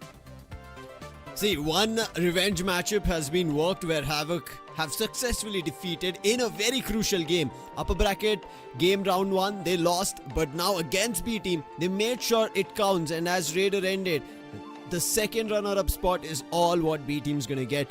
Yes, the 3 weeks of efforts, they could have tried for a better position, but it looks like Havk are running towards that victory spree that they had. One loss game, and then they've played 6 maps to win it all and again win 2 maps today. And Havk are running on a victory streak. They're running on a high right as of now as we jump to this last, the very best, the main event's main game. Grand Finals, Team IND versus Team Havk. To decide it all, Havk treaded into the Finals Community Cup, but they were eliminated right at the start of Split 1. Jumped into Split 2, defeated all the teams against them, made their way to Split 2 and main event now. But again, the first game of the main event, they get eliminated, pushed to the lower bracket. Comparing their story with IND, this team, Necros, has been running. They've been on a bullet train to victory. Exactly. Throughout right now, even IND seems to be having won all their matches in a very dominant fashion. Every time you see they go up against the team, the difference in the stats, the eliminations, it's way too much. But right now, Havk coming into the question, even Hades coming back in the roster, we have seen the difference. The Cis Horizon that they lost 3 times in a single day was won in today's first match itself. Maybe that's a lucky charm of Hades coming back into the question, playing on the heavy build. But overall, Havk, the momentum that they have, they will be looking forward to carry it forward in the 5 matches that they're going to play right now. It can be 5, it can be 4, or it can be even 3 as well. You never know. But I really believe, Lucifer, that this BO5 will literally test both the sides to their limits. This best of 5, as you rightly said, is a worthwhile watch. The best of 5 might be a countdown of 5, 4 or 3 is what we have to wait and watch, because IND have not lost a single map, never so far in the past weeks. Split 1, flawless, maybe a round, that's all. Jumping into Split 2, we end up seeing Havk having a very topsy-turvy journey. They did lose a map, a couple of rounds here and there, but they still managed to make it to the first seed. But unsuccessful in their start of the first seed, they end up losing. And now, they have managed to find a way to victory streak. Now can they find a way to also make sure that their opponents IND lose a map, which is not at all been the case. Their horizon, their horoscope, whatever you would want to talk about it, has been looking clear to victory. IND, as we spoke about, them being right now almost, they're just one step away, Necros, one step away from being crowned as the best team in India. Yeah, exactly. One series, I would say. They have won all the matches, all the series throughout the Community Cup. As you mentioned earlier, they haven't dropped a single map for sure. Not a series, even lost in Split 1. They were the champions. They came up in the main event, won every match that came under their way. And also in a very dominant fashion, like every match was, 2-0, 2-0. They played 2 matches in the main event, and down here they come in the grand finals. Talking about the map, Vito, there is no bans at all. 5 of the matches are going to be played. The first map is going to be Skyway, which will be picked by IND. Then comes down to Las Vegas, picked by Havk. Team IND picks Monaco. Havk picks Kyoto, and the decider will be Cis Horizon. I don't know how to kind of make sense of this, but when we go into Las Vegas, Havk, they did not pick this map with intentions of winning it or with intentions of making sure that this becomes a stronghold. But from yesterday, once they've been stepping into the grounds or the realms of the arena of Las Vegas, the touching and the cashes, the casino slots have been working in their favor. They've secured both their Las Vegas games yesterday, today as well, to secure their grand finals. And Havk, as we said, they're almost looking good. But the second map is where I feel like they can have their luck working for them. We did even see Hades moving into the heavy in the previous matchup that they had in the lower bracket final. So there are some versatility roles that they're switching up in their contestant builds. So I'm interested and intrigued of what they bring about in terms of the three heavies along with the lights in composition of IND. On the other end, we end up seeing two mediums, two heavies and one light. That's going to be Killua, who played in Las Vegas, but we know there's another light who can be made. BT was doing it, but BT did not have a great day yesterday, and that's where the change happened. What is their game of action today for the grand finals? This is what matters. Whatever they've done yesterday, day before, split 2, split 1, whatever happened, it's a clean shit right now. You do it here, you defeat who would most probably be called the best team in India. I think the stakes are higher for IND to win here, whereas Havk, they know where they stand at. But there are the odds, right, that maybe this strikes well and this strikes hard from Havk. Yeah. Talking about even the map of Skyesports, the first map itself, it's also about a 50-50 situation. I would say 90. They will be on the attacking side the first half, and as Havk, they will be on the defense. They will be looking forward. Havk would be looking forward to bag up a 3-0. And if not 3, at least a 2 in their favor, not to allow IND to wreck things out. But IND, they have been very dominant in the terms of destruction, always going in for the frags and hunting down the defenders. IND's map, it seems like they're all the norms of the finals, and they start off finding the elimination on Team Havk. Suki Atma, just one revolver shot and he gets 5 to 6 bullets shot from a distance.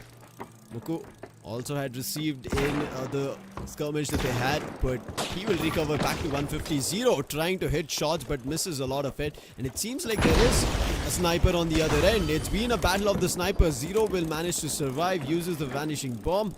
Also has a cloak, evasive dash that he plays. His teammate Arav, who plays the cloak. But for now, the key is making its way across the rooftop. Suki Atma, there's the elimination, but along with that, it's an elimination call along with decryption start for Team Havk. Oh my god, look at the damage Muku has dealt on that player. He was barely surviving, but eventually he fell down. 5 to 2. Havk outnumbered at this moment. BT trying to regain his HP alongside Ghostly Boy. It's a very tough job indeed for them. Eventually one of the players of IND fell down. But it's all out of a 1v4 situation and BT is left all alone. And that's it. The first round underway for Team IND. These two teams have been eyeing each other from the very start. Split 1 did not meet. LCQ, no split 2, nothing. Main event as well, they tried, but they were both in the seed 1s of each other's round 2s. But Havk did not make it through. And right now, finally in the grand finals, where both of them have a lot to say. And it starts off with IND getting the first round of this map on attack. IND are not looking forward to backing off. No chance at all. Talking about Team Havk, they know that they have made a slight bit of mistakes in the first round. They don't want to redo it, and they have made the corrections pretty well. One of the players of Team IND has already been taken down. The numbers game is in the favor of Havk for now, as they're advancing very steadily with all the sneaky approaches, not to make any sudden mistakes, to give even one loophole to the players of Team IND to capitalize on them. He's been spotted. Sniper shot was... an attempt of it was taken towards BT, but it was unsuccessful. Laying down explosives in case they jump towards the jump pad at B terminal. They'll be hit, but there... for a second it was the cloak of the opponent. It was not, Yeah. It was their own teammate. I was like, he is Yeah, not like, in a what? spot where he should be jumping around like that, but successfully they take another route towards the B terminal, and they're just a floor above from getting their key in and starting the decryption. That's what they did previously, but in the previous round they had a lot more eliminations favoring them. Look at IND. destroying the buildings to get a good view of where the terminal is. And they have got a good view about the B terminal. Probably they will be starting the decryption in no time. Team Havk. I don't see any of the players nearby, so that's a question. And oh, wait! They literally pulled it out? Yep, anti-gravity cube and then the winch claw decryption started. They clear out all the difficulties, casualties, traps, and they successfully start the decryption, whereas Team Havk are yet to get closer. And this is going to be good for IND because they've also had a chance to reposition. But somebody already tried to stop this, interrupt it, and they do it! What? Wait! Oh, I think there was a demate in the opponent and they just brought it down and then double domed it up. And before IND could even understand if there's a decryption queue, they started the decryption. I just spoke about the repositioning and they were so further away that they couldn't hear that the decryption had started. Big brain placed by the side of Havk. I mean, you have to agree, Lucifer, that was something that even we did not expect coming up from their side. Nope.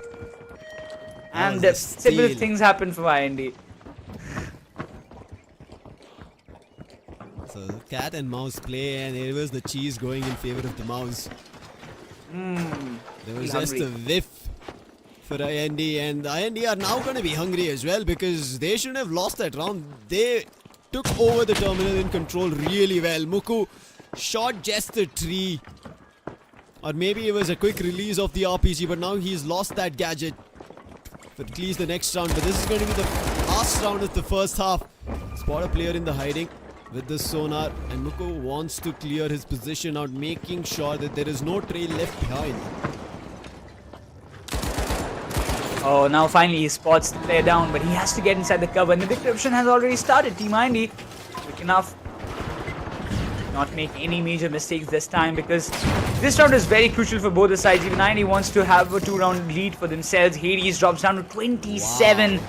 Not a great side to watch out for the side of Team Havk, as they also are a little less in numbers as compared to Team IND. Look at the long route approach. They had closed them from moving towards the terminal at A from the construction. They had to take a long route. They've already lost one player. They're waiting for all their players to recover health and then go approach. Somehow they've made it out of the harm's way, but now they have to get closer to the terminal. Previous round they were able to steal Killua. His tap action coming through. He will be able to equalize the numbers, but quickly it's a trade. IND did not let anything loose. Oh, the timing. Time. I don't think it's gonna be possible, and yes, indeed. This is the second round going underway for Team IND. They won't have the time to just stop the decryption, interrupt it, and nobody actually let. All the players of IND were so intact that they did not even allow a single player to even sneak up towards their terminal. It was Kilo at first. Yes, he got one frag, but that's it. Eventually got taken down, traded off very quickly. Now as the sides are gonna get swapped, IND will be looking forward to just get 2 rounds in their back to close this map. IND never have lost the map. Now they're on defense. It's going to make matters even more easier for them because defense is where even every team takes it as a stronghold. Havk as well, but Havk were only able to pull 1 round off. That also, as we spoke about, a sneaky defuse, a sneaky stop on the decryption. But can they do it again? This time they have to go for a sneaky and decryption approach of getting the key in. The gateway is what they're setting up. It looks to be a mansion hit, but Muko has spotted it from afar. He will relay the information and now everybody is charging towards the mansion itself. The attack at A is evident, but who's going to win this? Zero, nice initial connection, making it a lot more through the mesh. He's trying to do the damage. Arav has gotten closer, finds the elimination on the heavy, and he's just running away. Make it a second as well, as it's a 5v3 IND in favor. IND seems to be unstoppable. Numbers dwindling down for the side of Havk. There's no chance that they can just survive from that. Jitsu goes up close and personal. Still trying to hunt them down. The winch claw comes in and that's it. Another player falls down in the hands of Team IND. Down to a 1v3 situation. Suki Atma. Just a pistol. He has done wonders but not a clutch. It's not possible. But if he can do it, it can be the clutch of his lifetime. Still 1 minute in hand. Suki Atma on 125 HP, trying to go up close and personal, trying to get another shot, but that won't be tolerated by the boys of Team IND as they move up to the map point. If this continues, Necros, this is going to be a quick grand finals. The main event's crowning event to decide who's going to be the champion, and IND so far have looked good. There's no questions on that. There's no second thoughts to it. And now it is again the last round is what IND is hoping for, whereas I'm pretty sure Havk would want to push it even further. I'm not too sure if we're going to be able to jump there or not. Looks like we're stuck in the observer. Okay, finally we get back into it before the round starts. And with that, the action resumes. It is a fight for Havk to continue this fight on Skyway Stadium, which however is a pick of their opponent, so it's going to be tough. But all the map picks coming in from IND have been the norms of Skyway Stadium, Monaco, the norms of the finals, initial maps that we saw being introduced. The key is being spotted. The whole team. He charges and slams onto them. Damage is the only thing that he was able to viably find. But Mukko, he also charges on them, brings it back to a 4-4, make it a double for him. This is IND in their fullest and the bestest form as they're finding the last few players to close Skyway Stadium. Pure insanity at this moment. Team IND seems reckless as they're getting all the frags in their favor down to a single player, Havk. They have been crushed to the bits of the ground. But right now, when a 1v4 Killua trying to just pull off something, he gets one. Still a 1v3. Just gets a turret down though. But still, an easy job. And he finally gets the final blow. This is the first map going underway. Team IND takes a lead in this BO5 series as they win Skyway in a brutal dominating manner. 4-1 scoreline. And Havk have no answers to it. IND clearly exemplifying the finals, their play style. The only time that I saw IND experimenting is when they almost were about to lose a map. They were about to lose a series. Not a series, never a series, my bad. I was too early to call it.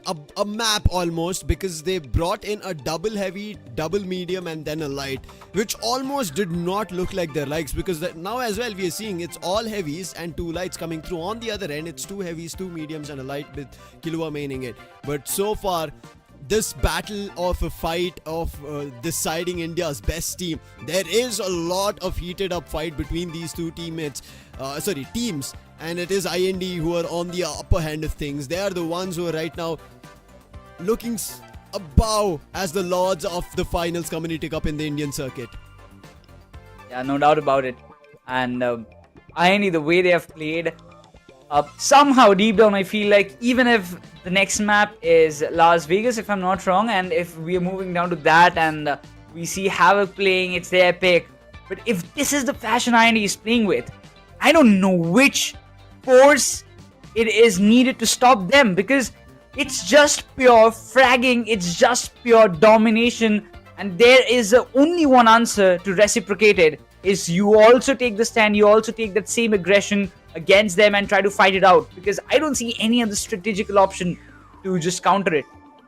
I agree with you. I mean, right as of now, all the maps are the playing grounds of the arenas for the finals, main event, the grand finals. There's nothing that you can ban. There's nothing that you would say, oh no, this is a difficult map for us to play. Let's ban it out. We'll not give the chance for IND to play it because they know it's a weak map for us. Nothing like that. All are options that you would have to decide when around this best of 5 would you want to play it. Whether it's you making the choices, or whether it's IND, you have to be okay with it, because this is the best of 5 at the end of the day to decide who is the grand champion of the finals, the ultimate contestant, the ultimate team is what we are on the hunt of. And IND have been already showing themselves off from the split one itself, and it is not a matter that we are trying to sugarcoat right as now, but this has been clearly in plain sight that we've been seeing IND perform like this. And Mukko, yeah, we just saw him, what he was able to deliver in the last blow. Jumps up, he was literally the Hulk at that moment, being a heavy. 7 eliminations, 3 assists, 3,967 combat score. Exceptionally great play, and he has always been the MVP. Like every match now then, you see one MVP from the side of Team IND, it's Mukko. Mukko is like, guys, you know what? Let me show you what aggression is called. 7 eliminations, yeah, definitely he's got a lot of frags. Even all his teammates supported him. That's why, again, it's a team game. An individual player cannot win you matches. So we have to give all the credits to every player out there for Team IND. And one of the players has to be Arav as the best support. He has been on the light bill. He's got 5 eliminations to assist. But the way he has supported his teammates by getting quick flanks, making the gateways, and everything out there has helped his team throughout this tournament to win all the matches. IND, except for Skyway Stadium, every other map they've played twice. Every other map.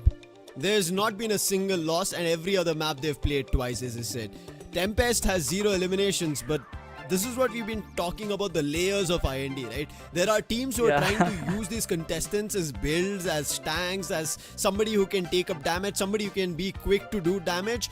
But IND are building a composition of layers. Like, you try to manage and get through our first heavy, then we have a second, then we have a third. But somehow you manage to get through all of them, you will already be punished by Arav and Zero in between. So there's no loopholes, or there's no errors of doorways that are left open for somebody to sneak in and steal.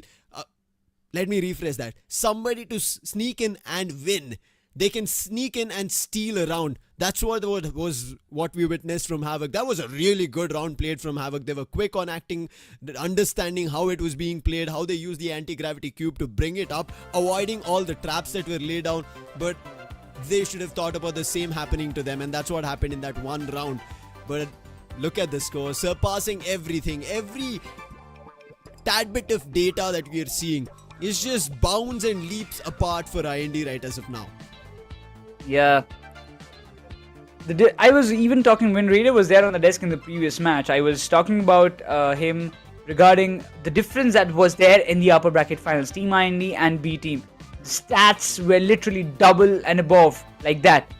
But when it came down to the lower brackets, the difference between Havk and B team were not that high. It was like very close. Maybe a difference of like 19-20 or 18-20 like that.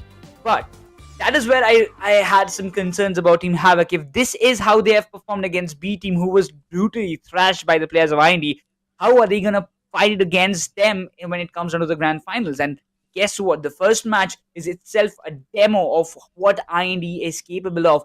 Coming down to the map of Las Vegas, not quite sure what's going to happen next, because Havk, they will be starting on the attacking side for sure. But as IND, they will be starting on the defensive side. There is one thing that is coming into my mind, that they will be the aggressive defenders to go up front and take the attackers down even before they come close to the terminals. For now, we've been talking about IND looking so goddamn good, and doesn't look like anybody's going to be able to beat them. And yes, that's the truth. But on the other end, we were talking about yesterday Hades missing, right? They were still able to find a way to stitch rounds, stitch maps, stitch the series, and push themselves to the lower bracket. And today, they with Hades joining in, and they were able to take down B team. They're back on a stretch where they're looking like they might do it, but it's against IND. That's the odd one out for them. This is not a show that we thought maybe IND are going to be running rampant like this, wild beasts across every arena in the finals.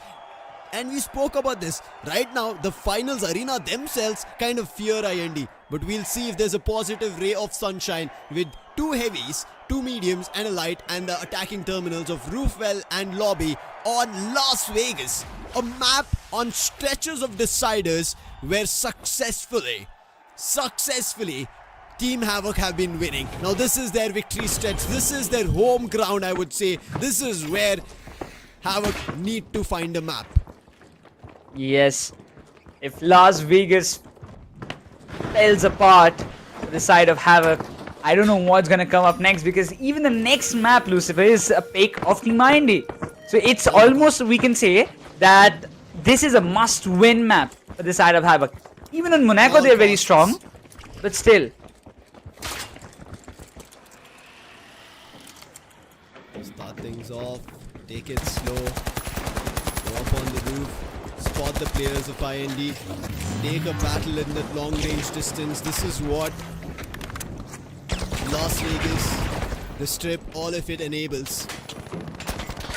Oh no, there's a player who's gotten close. That's going to be Arif. He tried his best, slips down across the edges of the dome and falls down to the ground. Yeah.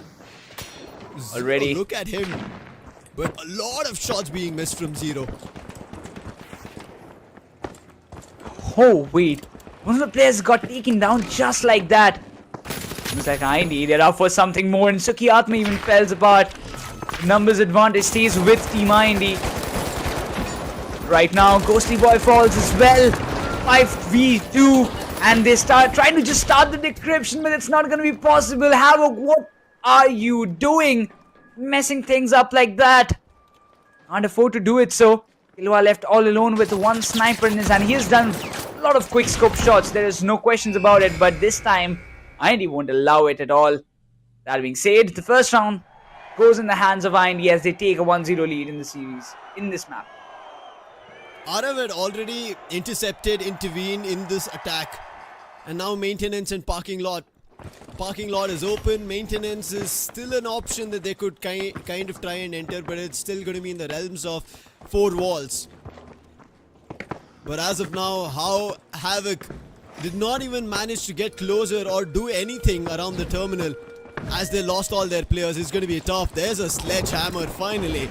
But Hades, he's not on the defense. They have to figure things out on the start of attack. But as they speak about the sledgehammer, there's somebody already doing destruction at the parking lot, making sure that's not a stable ground to tread upon. Somehow I feel like Skyesports should pick a gun at this moment. Maybe a SMG or maybe some different, anything that he wants to, but just better than a pistol. Yes, I'm pretty sure Team Havk know they're in an unmatched fight, but they're trying to do their best. Zero again. Exchanging blows for a blow. But now he's cornered. They're trying to throw everything upon him. Muster him up to using up his vanishing bomb and try to reposition because he's super low on health. But is that going to be enough? Tempest guarding the parking lot, hears the footsteps, calls it, tells his teammates that it's going to be a hit. RPG miss, but it is a chase on Zero. But Tempest, he's trying to survive. He's trying to make sure that Zero doesn't go out as an elimination, and they successfully do so, defend it. But it's back to a 4-4. Killua misses his shot. Arav takes an advantage on it, drains his health a lot. Now there's a chance to charge, and I think that was the elimination of Killua because he was the lowest, and it's down to the last 3 from IND. Wait, table switch. Killua's alive. My bad, as we can see in our cameras. And now on our screens, we end up knowing that IND are losing a lot more. It's down to the last 2. Havk are trying to turn the cards, but in an instant, IND bring it back to a 2v2. Look at Zitsu. He's trying to hunt them down, and this time he even gets a lot more connection. Ghostly Boy gets taken down. Down to a 1v2. Hades trying to just sneak up and start the decryption. Maybe to buy some more time all to himself. Having that one RPG, can he pull off and get at least 1 frag out of those 2? Is it possible? I don't think so. As Team IND, they have to interrupt the decryption. There is no questions about it that it will be done in no time. As IND, they will be moving up with the 2-0 scoreline in the series, in this particular map itself.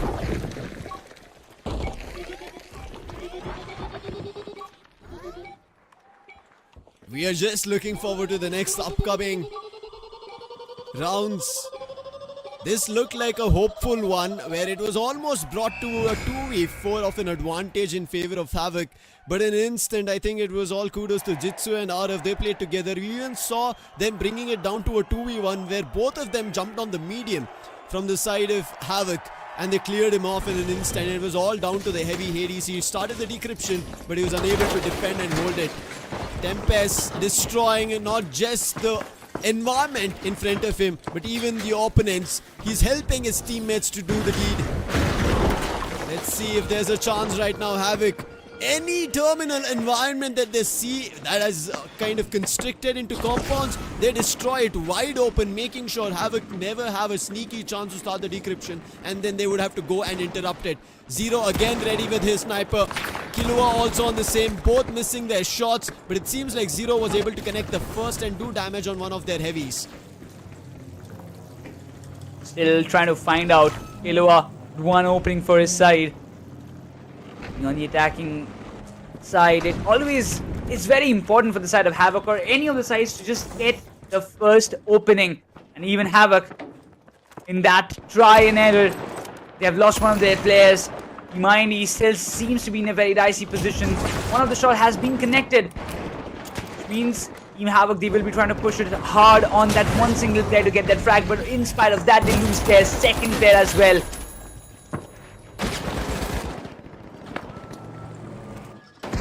It's not looking bright. This is the first half, down to the last two. This situation was there in the previous round, but it was the other way around. It was Havk on an advantage right now. It's all up to Havk. Skillua finds the elimination on Zero. That was a nice snipe coming through. Can he find a second? Cloaks himself. He spotted the player. He's done the damage. He's hiding, but he doesn't know where he went. He used the zip line. They're trying to run away. Killua was quick on it. He's trying to bring this back to level ground on a 1v2. He has an opportunity. He tries to take down Jitsu, and that is going to be a melee 1v1, but he has to attack. 40 seconds on the clock. The players close by. Both of them running around. Arav has an SMG. That's going to be a better option, and he puts him down. That is going to be IND with 3 rounds. Killua, kudos. A wonderful attempt coming in from him, but it's just not enough. Not the right weapon for the last battle. It was so close. Even if there was like a one shot that connected to that last player of Team IND, things could have turned or changed drastically by that one player. Kilo was pulling some heavy plays all by himself, and there was nobody to support him. And it seems like Havk, I don't know what to say, man. At this moment, it seems like IND, they're just gonna walk away with Las Vegas to make it a 2-0 in this BO5 series. We spoke about this. This map needs to be Havk. If they don't, it is IND running away with the grand finals at this point. There's already a 3-0. The attack now being led from IND, but charging upon our Havk. They spot the player. They decided to go on for a head-on battle. No giving any space for IND to get closer to the terminal. Rather, we just fight on heavy. They're trying to do so, but they've not still found an elimination. Uses the dome. BT wants to survive, and successfully does, along with his teammates finding an elimination on the players of IND. Mukko, their Hulk, is down. Jitsu with the RPG, the reciprocations are being done, so Kiyatma falls apart as well, down to a 3v3. The shots are trying to make the connection. Zero with the sniper will eventually try to just do some bit of damage. He drops down to 28 instantly, had to fall back, but Havk, they've lost all their numbers, down to a 1v3 again. BT has to pull up a great show and eventually starts off with Arav. BT, the last one, surviving. This is the last round. Jumps almost into the anti-gravity cube, but moves away. But right now, he's surviving on 58. He'll be back to 150 in a couple more seconds. But he has to pull off a 1v2. Killua was almost about to pull off a 1v4. But now, this 1v2 he's on defense. BT has to predict where the attack is going, but he's around the A terminal. The key is going towards the B. This is zipline. He can make it fast. Steadfast is what he needs to be on his aim and the game. But look at what Jitsu is doing. He's going to take the terminal away from the grasp of BT. Automatic shotgun coming in, but BT successfully wins the duel. It's a 1v1, but his health super low, and Zero takes advantage of it with the sniper and closes Las Vegas. IND 2-0 in this grand final series. This entire winning celebration, it does give us a gist. It's a BO5, Lucifer. It's a BO5. If it was a BO3, the series would have ended right here, right now. But it's a BO5, so we will have another round. And that too in the map of Monaco, which is picked by Team IND. I mean, yes, Havk, they are good on it. They have been dominating. They have performed in the map of Monaco, but against a team like this, who is putting up a performance like this,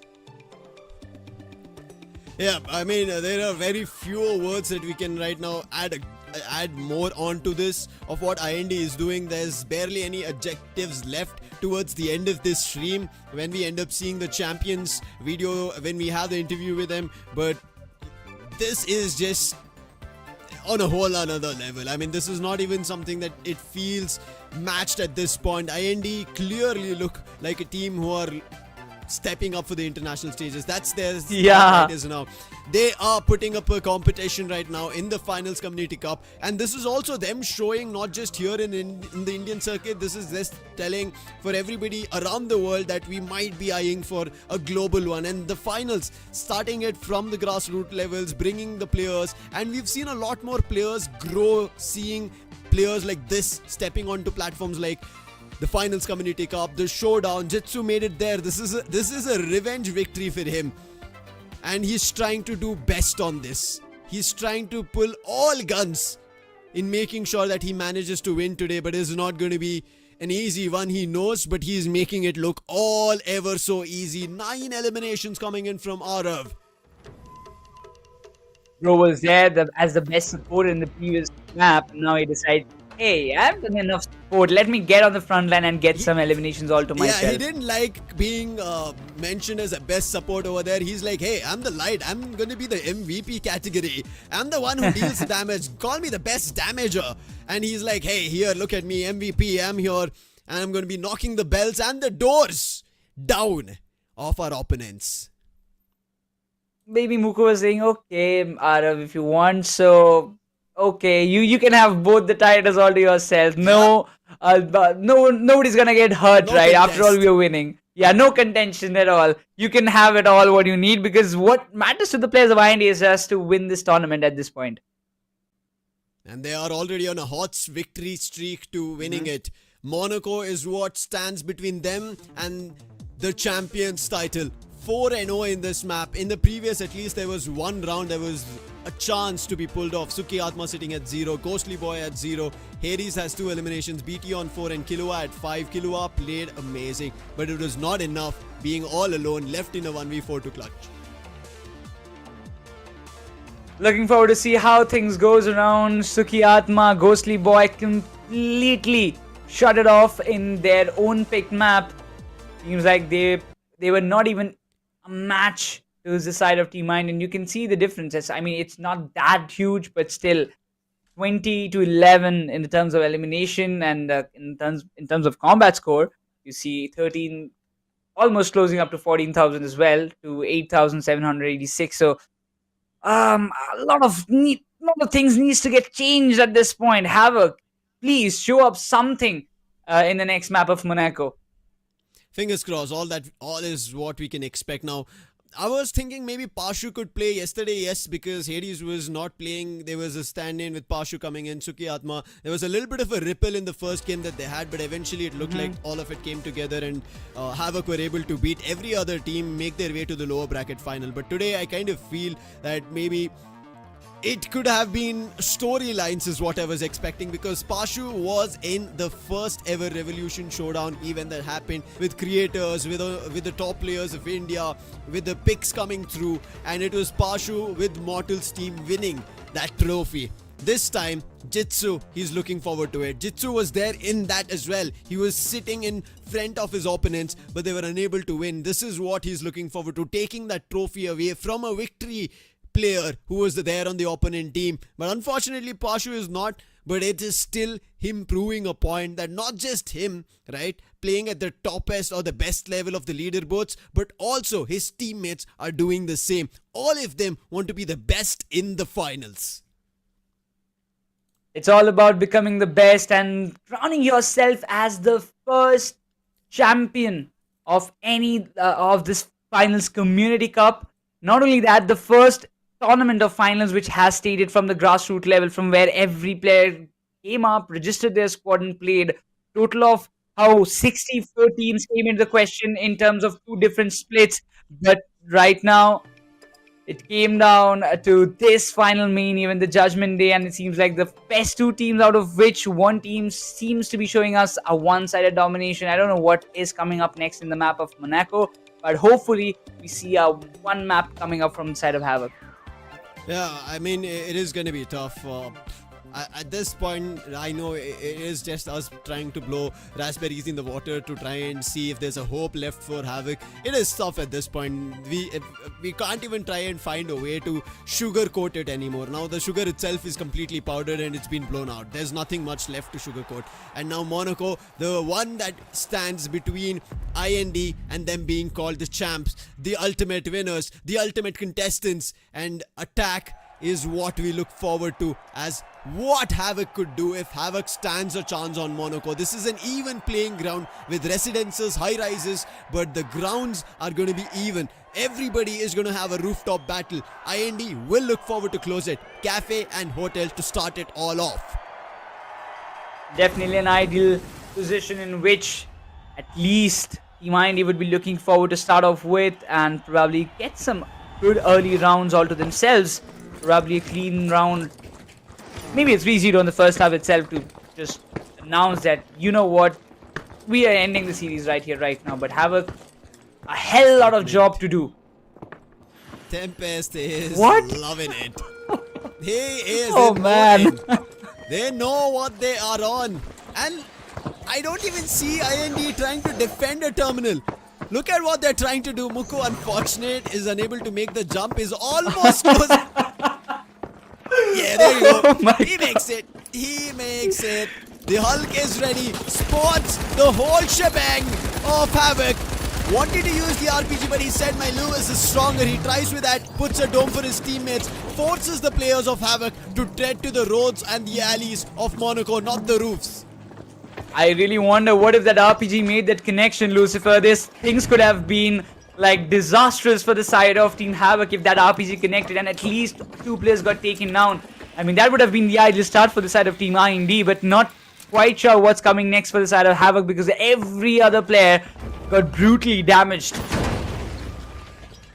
Muku gets hit from, I think, a nade. Now he's being charged, and that's the first elimination. Havk, they've taken an advantage on attack. They've taken a double advantage, but finally Tempest finds one, uses the dome, wants to move around. Jitsu as well wants to get closer to his teammates, but I think Tempest is in a very awkward spot, and Tempest gets taken down. Hades is coming in with a sledgehammer, but Jitsu says no with his shotgun, and Jitsu finds the second as well.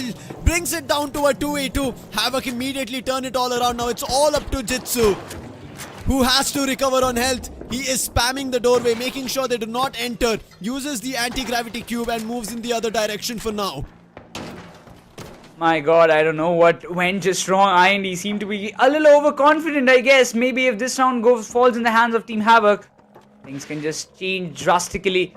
But Jitsu, he has done it before. Can he do it once again? The clutch machine. It's not gonna happen this time. Havk wins the first round to start off the map of Monaco all to themselves. I almost thought that the read coming in on the zipline and him treading towards the A terminal could have almost worked out for Jitsu. Thankfully, they step out of the building, check the balcony and spot a player using the zipline trying to cross across. That's 1-0. Havk, they've not just found a round, they've found the first round on Monaco on attack. This is good for them. They know this is the last map if they lose. There's no more the finals Community Cup happening. At least here, there's no more weeks. This is going to be the ultimatum. This is the ultimate showdown, the penultimate, no more. It was the lower bracket fight. And now again the roof fight breaks out. This time better are IND. They were almost about to find an elimination in Havk, and Havk again get forced off the roof. And Havk, a player overextended his stay, and Havk, they lose. Not just one, a second. RPG from Muku, charge and slam coming in. Havk lose their third. It's down to the last 2. They spot the second, and it now comes down to the 1 and the sole survivor. My god. This is not the way Havk wanted things to turn around. But the RPG made a brutal connection. Hades still trying to play it. He's got a sledgehammer. He was waiting for someone to come up close. He uses the winch claw. He gets the sledgehammer, but not a single frag got registered. An equalizer instantly coming from the side of Team IND. Oh my god. I think I need to grasp my breath at this point. If this is the first community cup that we are seeing, I'm excited for a lot more coming in. I would even urge the players to follow the socials of the finals everywhere, not just here on the live streams, but even in Instagram, in the X, and everywhere, so that you know the next immediate tournament coming in. There are tournaments happening around cities from where you might be close by in cafes, so make sure you're also following that. Maybe you can hit those cafes, win the trophies there, and eventually step up to a stage as such as we see IND and Havk fighting in the grand finals. And next time it might be a new name, next time it might be a team almost taking down IND. So far there have been a lot of almosts, but this time Havk finding the first has given a little sunshine of a ray, as we spoke about, but that was just for one round, which is not going to be enough. Necros, underpass, attack, get closer to it. Where's the key? They've also bought it. They're going to be starting the decryption. There doesn't seem to be any gadgets around. Ziplines have been used. They're going to immediately start the decryption and move out of the position. Sonar reveals, but Hades is standing here for a fight. Nice range, wants the elimination, finds on Tempest, and an RPG being sent out as a flank has been initiated. IND have lost 2 of their players, 3 of their players. Time's ticking. Havk looking good, but not for now. 2v2. Oh, down to a 2v2. This position seems to be, it's going to turn up a 1v2, as it is Havk to get the second round being on the attacking side before the sides are swapped. And this time Havk will be shifting towards the defensive side. A very good chance for the side of Havk to get the map of Monaco in their hands and to stop the unbeaten run of Team IND in this Community Cup. Havk are making everybody feel that there is a chance here, because so far nobody's ever taken a lead against IND. They've been able to secure rounds. They've never been able to secure the first as well, but this is Havk doing it. They've taken 2.5. Now they're on the defense, which is their stronghold. Our viewers, they're also wondering, the observer is cycling between a lot, right? Right now, that is the option that is there in game, that we have to cycle all the players and then we get to the other side, and that's the reason you might miss out on a lot of opportunities or eliminations. But as things charge up, there's a fight on the rooftops that start. Zero trying his best, but the mesh and the dome, the double protection coming through, doesn't give them a chance to winch the players off. Havk still stands strong. He's barely surviving, finally gets taken down. Retaliations from both the ends, as it is down to a 4v4 contention. Seems like Team IND, they want to go up close and personal. Arav is already, he is just feeling like, bring them on, I'm gonna take everybody that comes in my way. But for the same scenario, even Havk seems to be very prepared with everything all around the sonars, trying to gather some intel from, and still IND are clueless. Where are the players hiding? Zitsu with the RPG is ready.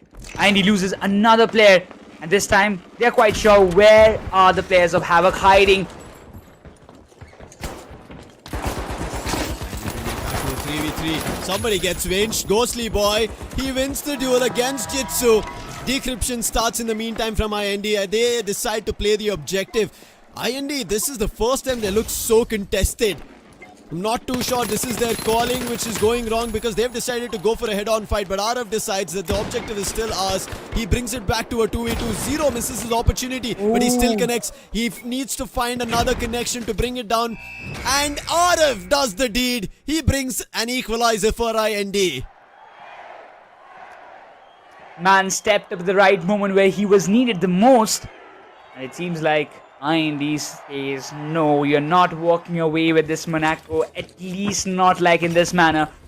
It can just push towards a tiebreaker, which I feel like it can happen. Havk with 3, IND with 3, then the tiebreaker to decide who is the map winner.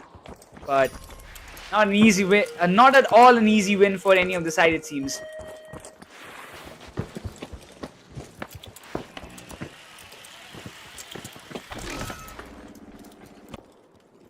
This just got interesting as teams have evened up on score.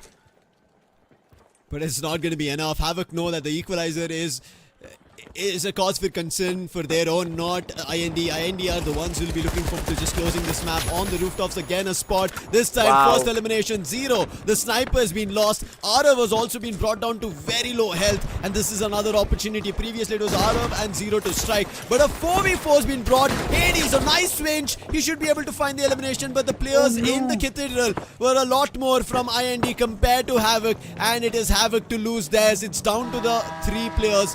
And decryption starts in the meantime. Havk, what do they say? Do they have a chance to bring back their own lead that they just lost because of the equalizer in the previous round?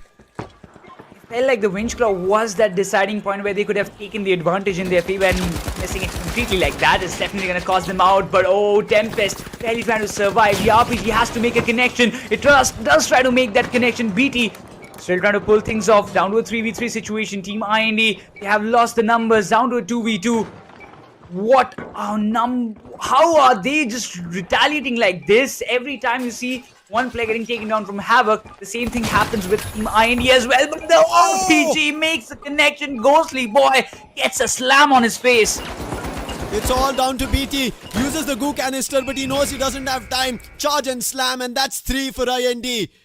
They need one more round here on Monaco to close and call themselves the champions. This was a contested game. Where was this Havk so far? But now the lead has gone away from them. They've lost the control of this map. With that lead going away, the only thing that they can hope for is another equalizer, pushing this to a tiebreaker. But IND will not let that happen. IND have finally decided we are not going to play any more shenanigans of a fight. We are going for the objectives, and we are going to hit where it matters.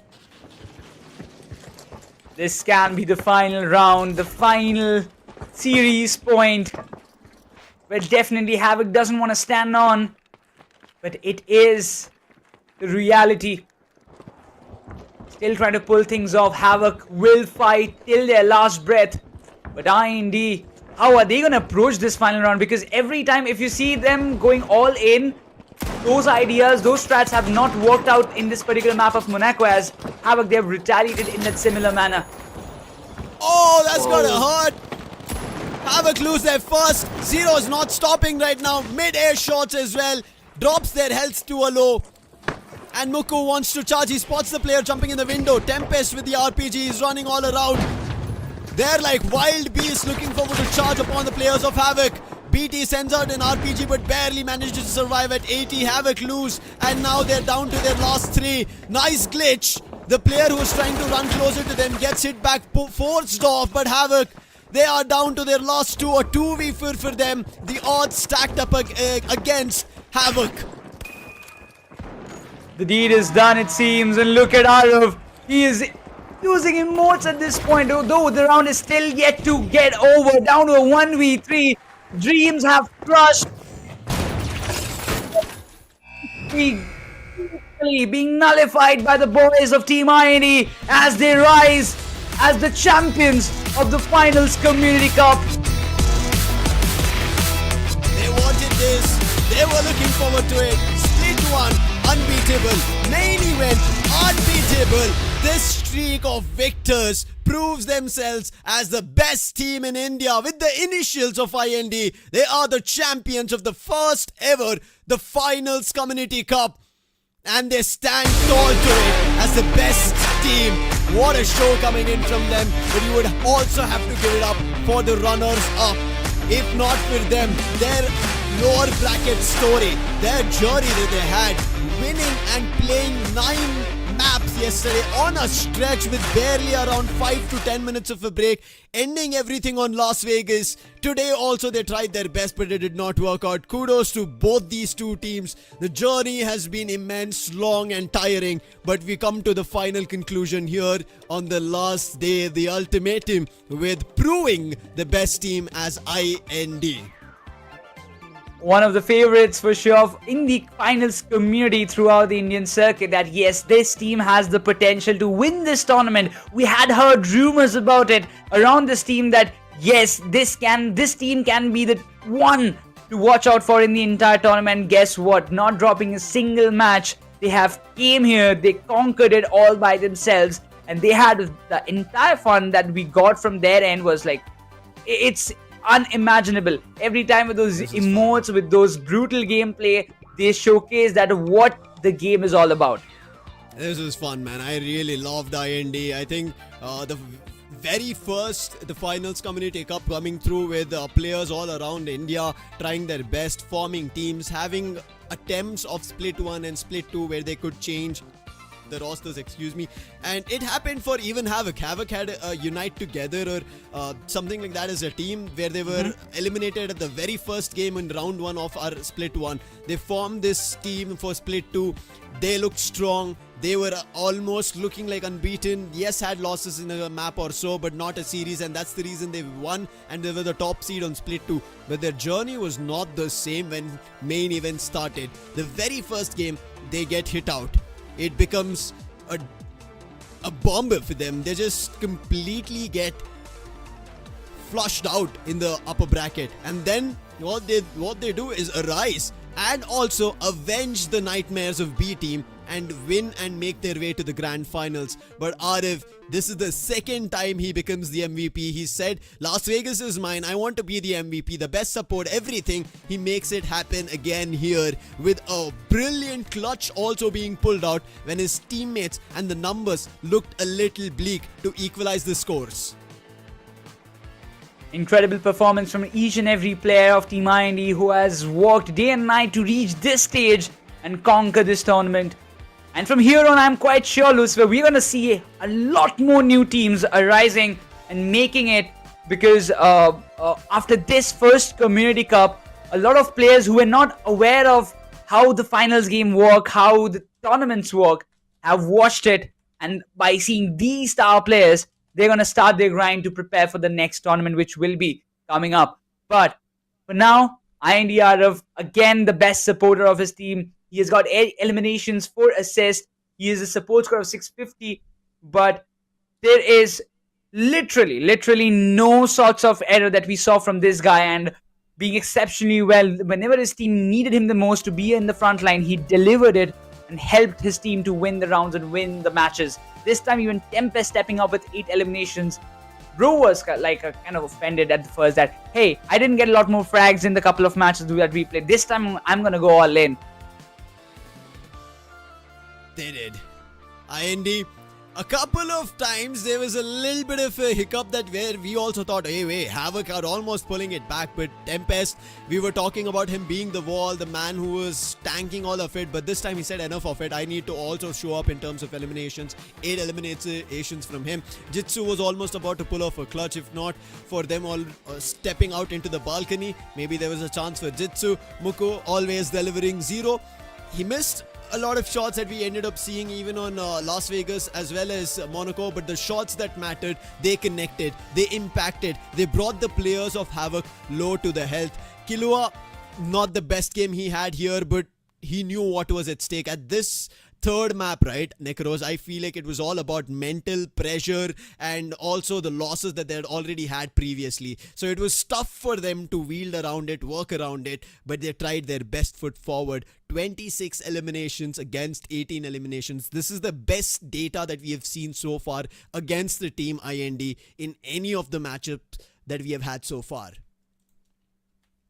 It was definitely a close game, Lucifer. I mean, I still kind of wonder how Havk went through this series, because it felt like they tried. Every time you were seeing them that they were trying their best to win the rounds. They were putting all the efforts that was needed.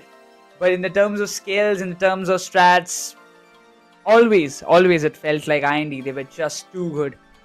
Unmatchable in the entire tournament. I don't even see a single team to like go against them and maybe win at least one map or so.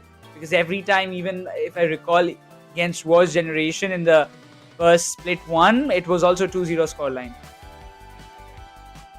Everywhere it's just been 2-0s. Now they do a 3-0 as well. What a great attempt. I would say maybe charging into this grand finals, there needed to be a better strategy that they would have to figure out to take down players from IND by pieces, by players getting isolated. But otherwise, you could rarely see the sides of IND players getting isolated. And if they did, as successful Monaco rounds were being pulled out from Havk, they could have had a chance to maybe even close a map. It was just about refining the act that they had put up in the arenas. But IND, as we said, they were here on a journey, and especially I would say Jitsu himself. He wanted to prove this in the first ever Indian tournament that we had with the Revolution Showdown, but unfortunately he couldn't do it there. But from there on, he kept on it, decided that he's going to give it his all, and look at the bracket that's been the first seeded team ever in the finals Community Cup main event was IND, and they will be your champions. They are your champions until the next ever Community Cup, and I'm seeing a lot of viewers being interested, and I know you would want to jump into it. Make sure that you guys also start following, start grinding, and never miss out on an opportunity where you don't register. I think that's where a lot of players miss out on the deadlines. You should jump in back, and then we would want to see who is going to be the newest team to put up a fight against IND, because they are India's best team right now after this tournament. Exactly. And this tournament and the entire, all the teams, those who were involved in it, has set a benchmark for the upcoming aspirants for the finals, who thought that we'll see. That I guess there are always some players whose things like that we can just witness one tournament. Let's see how the teams are playing, what kind of strategies they use when it comes down to the tournament matches. So the next time, yes, they will be also registering themselves in such tournaments. I don't know when it's going to be the next one, but for sure, we saw 64 teams registering this time for this Community Cup. Maybe next time it can turn out to be 100 or maybe more. Never know.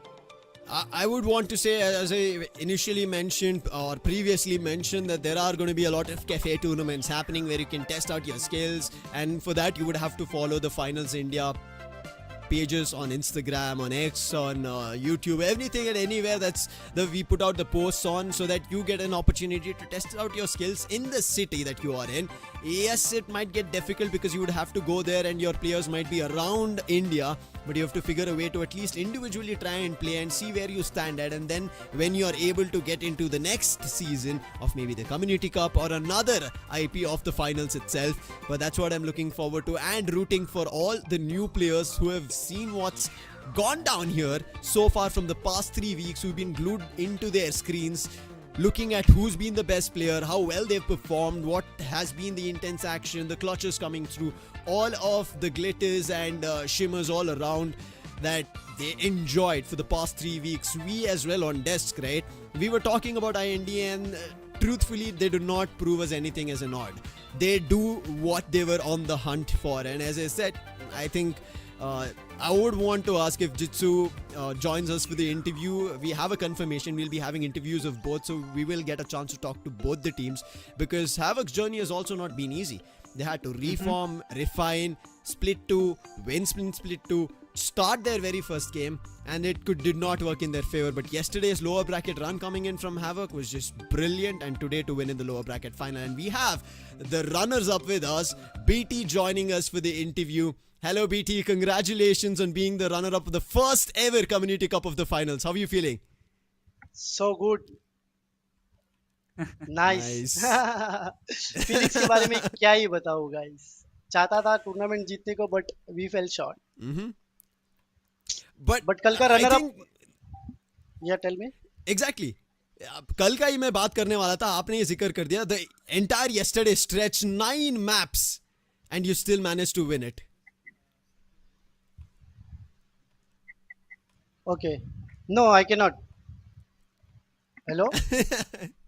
Yeah, you can hear me, right? No, I'm not able to hear the casters.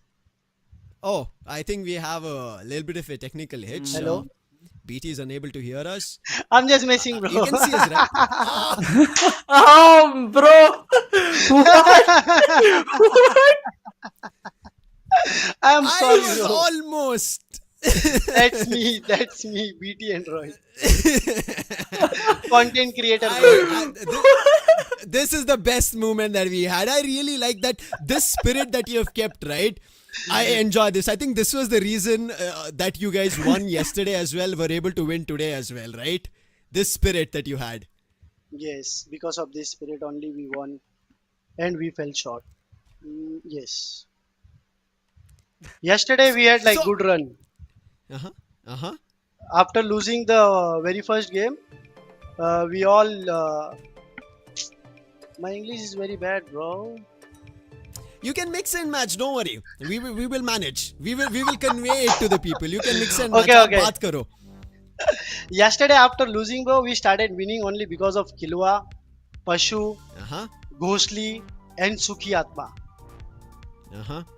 And our IGL is Kilwa. Because of him, we won yesterday's all the game. Today itself, Hades was calling, bro. That's why we lost. I swear to God, not gonna lie. Hades is the main reason today itself that we lost. He is like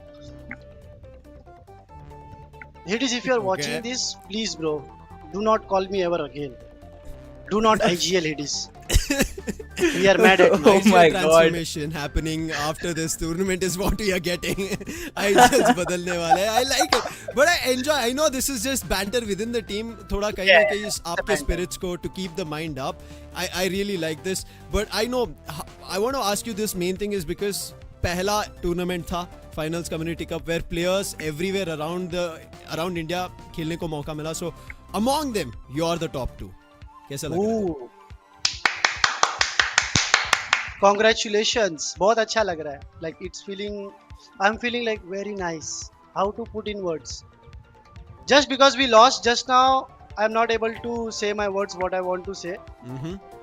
So we are just feeling good and nice that very first final tournament. Thanks for the opportunity, the finals community cup. Thanks to the Skyesports, they gave us this opportunity to play the finals after Valo, after some other game, CS:GO. You know. So it's I'm good happy. that we came second with this team. Oh my God, I have so much to bitch about my team. They're all like 100 hours player, bro. We'll keep it in the hush hush. We do not want to extend our PG-13 plus right now, but thank you so much, BT, joining us. It was a wonderful chat that we had with you. It was lovely seeing you on desk, and congratulations once again. We hope to see you in Thank the you. upcoming tournaments as well. But please Yeah, don't sure, debate me definitely. next time like that. Sure, next time I'll be ready, Thank bro. you. Thank you. Yeah, thank you so much. Wow, Oh, man, what was a fun to guy. talk to. He was the I'm gonna literal re- epitome of a man who had sold that I would spill all the dirty beans of my team. That prank legit it got me. I was like, wait, I it did. can be a technical error. We both thought that okay, it might be a technical error that he's facing, but he bro baited us. I'm pretty sure the producer was also like, I can see all the audio Is levels there- are going through. Yeah. Wait, is it his headphone, my headphone? What happened? But I think overall, as I said, right, and as we saw with the mindset that Havk came through, it was like they knew what they were facing against, so they were just trying to have fun, put their best foot forward. They did try there. Even in the last map, we ended up seeing a scoreline of almost 2-1 in the first half, which was a surprise for me. But wonderful. It was amazing to watch them fight. But yeah, that was our runners-up, Necros. And guys, they were like very enjoyed. They had fun. The thing that we can just get a little gist about from the players' interview that yes, they came second. They are happy with it. Then they tried to win it, but again, IND was way better. But the most important part is they enjoyed the entire tournament. As the first tournament of the finals, they enjoyed playing all the matches. They enjoyed playing all the maps and coming out of the grand finals and being the second best team in the entire country. It means a lot to them, and also I don't know whether the roster changes are going to happen or not. Well, that's a little matter of fact that we might be looking forward to have a discussion in the backstage. It's not in our control, guys. We are not. Yeah. You've gotten some spill of the beans here on the interview of the first ever Community Cup. I hope you enjoyed that because that was a runner-up interview. Now I would also want to hear from the champion themselves. I'm pretty sure they also had almost thought. Now, maybe I am saying almost, but in their minds they would have already said we are the champions, and they would have almost managed to think that yeah, this is done. There's nobody else running away with it. But this showdown from the very start with creators, the players, who were already grinding the finals when it released, with the season 3 coming in, Kyoto, and the fight that all went underway, to now seeing the finals Community Cup, right? The first ever edition. Now this rendition edition, we want to see where it goes further, because I can see a lot of our viewers, they're excited. They're like, hey, there's a lot more players who could fight. There is a lot more players who also can show their skills, who may be matching up to IND. And I think we might have a lot more tournaments coming in. As I said, there are already tournaments happening in the cafe. Don't make sure that you don't miss that. Jump into it. But a lot more in terms of online. And I've heard from the secret birdies of lands or something. I don't know, Well, I guess we will have a lot of talk about leaks later, but right now we've got two of the players from the winning team, and let's welcome Tempest and Arv for this interview session with us. And it would be really glad to have you boys on board. So how are you guys feeling after winning this tournament? Yeah, we feel good. It was not like a big deal, but yeah, like we can hear we you. feel good. Producer, can you check? I know you guys are talking. We are just checking. Don't worry. I think we should be. Our producer might be able to hear it. We'll check. Yeah, I think I heard a voice. Yeah. Can you hear us? Yeah, we can hear Yeah, you. I can hear you. Yeah, it there was we better. go. The champions. Yeah. We can hear them. Congratulations. Now tell us, Thank how you, does thank it you. feel? It feels good. Like we expected more, but it was quite a fun challenge to be here. And thanks Skyesports for organizing this. And we're looking forward to more events like this. And we're there to dominate. Just watch for us. You indeed did. I You have did one indeed question. dominate it. I have one question to Arav, that you just mentioned that you wanted something more. I mean, if this is like a 2-0, 3-0, like this kind of domination, what more did you want? Like, how much difference did you wanted in this final match?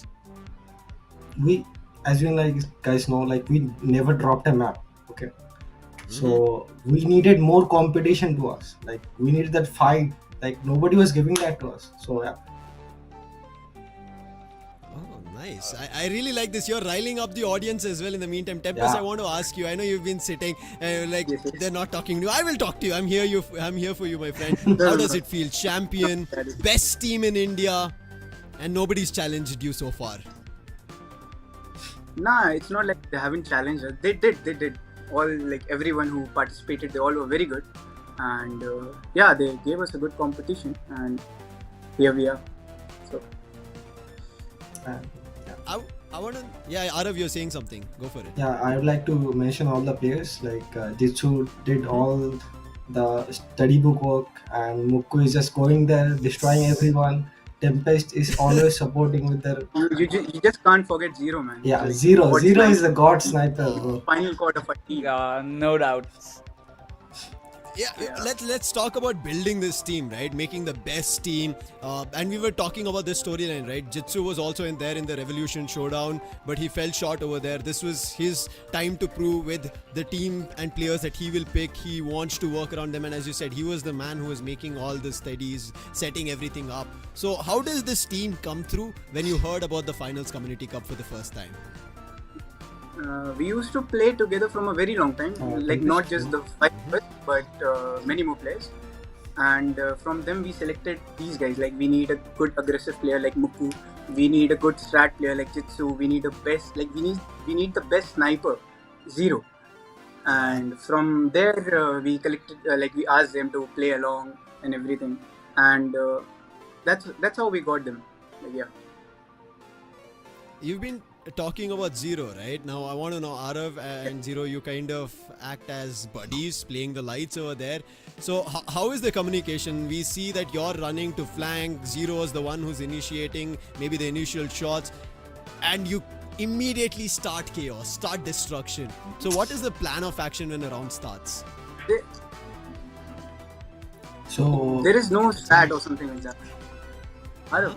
Yeah. Only carry on. Yeah. So there was no strat. Like we were just scouting and checking where the players are coming from, and we took it from there. Zero was like picking shots after shots, hitting shots after shot, and taking kills after kills. And we're just following along. That's it. Ekros, any last questions? before Yeah, we I really congratulate wanted and to send them off? ask. Yeah. I wanted to ask one thing, that you guys performed like in a one-sided manner in this entire tournament. It was terminal attack. Do you think that you can perform in a similar manner in different game modes of the finals? Yeah. We can perform even better. Yeah. Some of Yeah. us have not even Okay. reached the limit. Yeah, because there's second chances and all that. I think that's going to be insane seeing you guys over there. We might try to put off maybe a show match. We'll try to see if that's a possibility. But before I let you boys go, because this is your time to enjoy, I want to know if you want to give shout outs to anybody, your friends, family, watching, supporters who were there sitting and watching the live stream. It's all yours, your stage right now. Tempest, So it's not brother, about brother, just brother. doubt. 1 second, let me speak. Yeah. You know this term. Brother. Once again, let me speak. I doubt them. You guys don't know, right? No. No. Anyways, Tempest, I'll hand the mic over to you and shout out to all the players. No. I want to give shout out to like Muku, Zero, Jitsu, and this first generation. That was also our team. Like not the INT, like main INT, but that was also a part of our team. Like Fawcett, Swab, Buzz. Frozen, and we have Sub. 6th guy. But He also Sub. contributed in he stepped in when we're not there and played amazingly. So yeah, we have to give it up.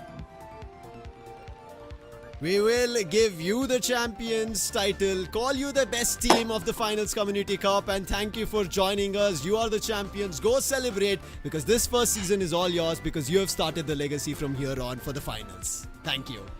Thank you, you. Lucifer. Thank you. Man, it was wonderful to hear them out. As you could see, right? They themselves, we didn't even have to mention about all their players. That's how they were about their players, helping them contribute for this win. They knew from the very start.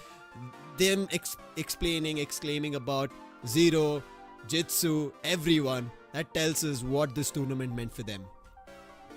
Exactly, and even when they mentioned the players of War Generation being like starting the game all by themselves, like Fawcett, we had a kind of idea that he was also a part of their clan or something like Yeah, that he had a in the prefix. team. That he had a prefix of IND Fawcett. So overall, we can say that they are still looking forward for a better competitor in the Indian circuit. So for the viewers, those who are watching this live, for the players, the aspirants, those who are looking forward to compete in the upcoming tournaments, this is your chance. You can prove them wrong that, hey, Yes. you want competition in the server. We are here to show you what the competition is all about. So the next tournament, they might be just prepared that new teams will be arriving, so we better be prepared what's coming next.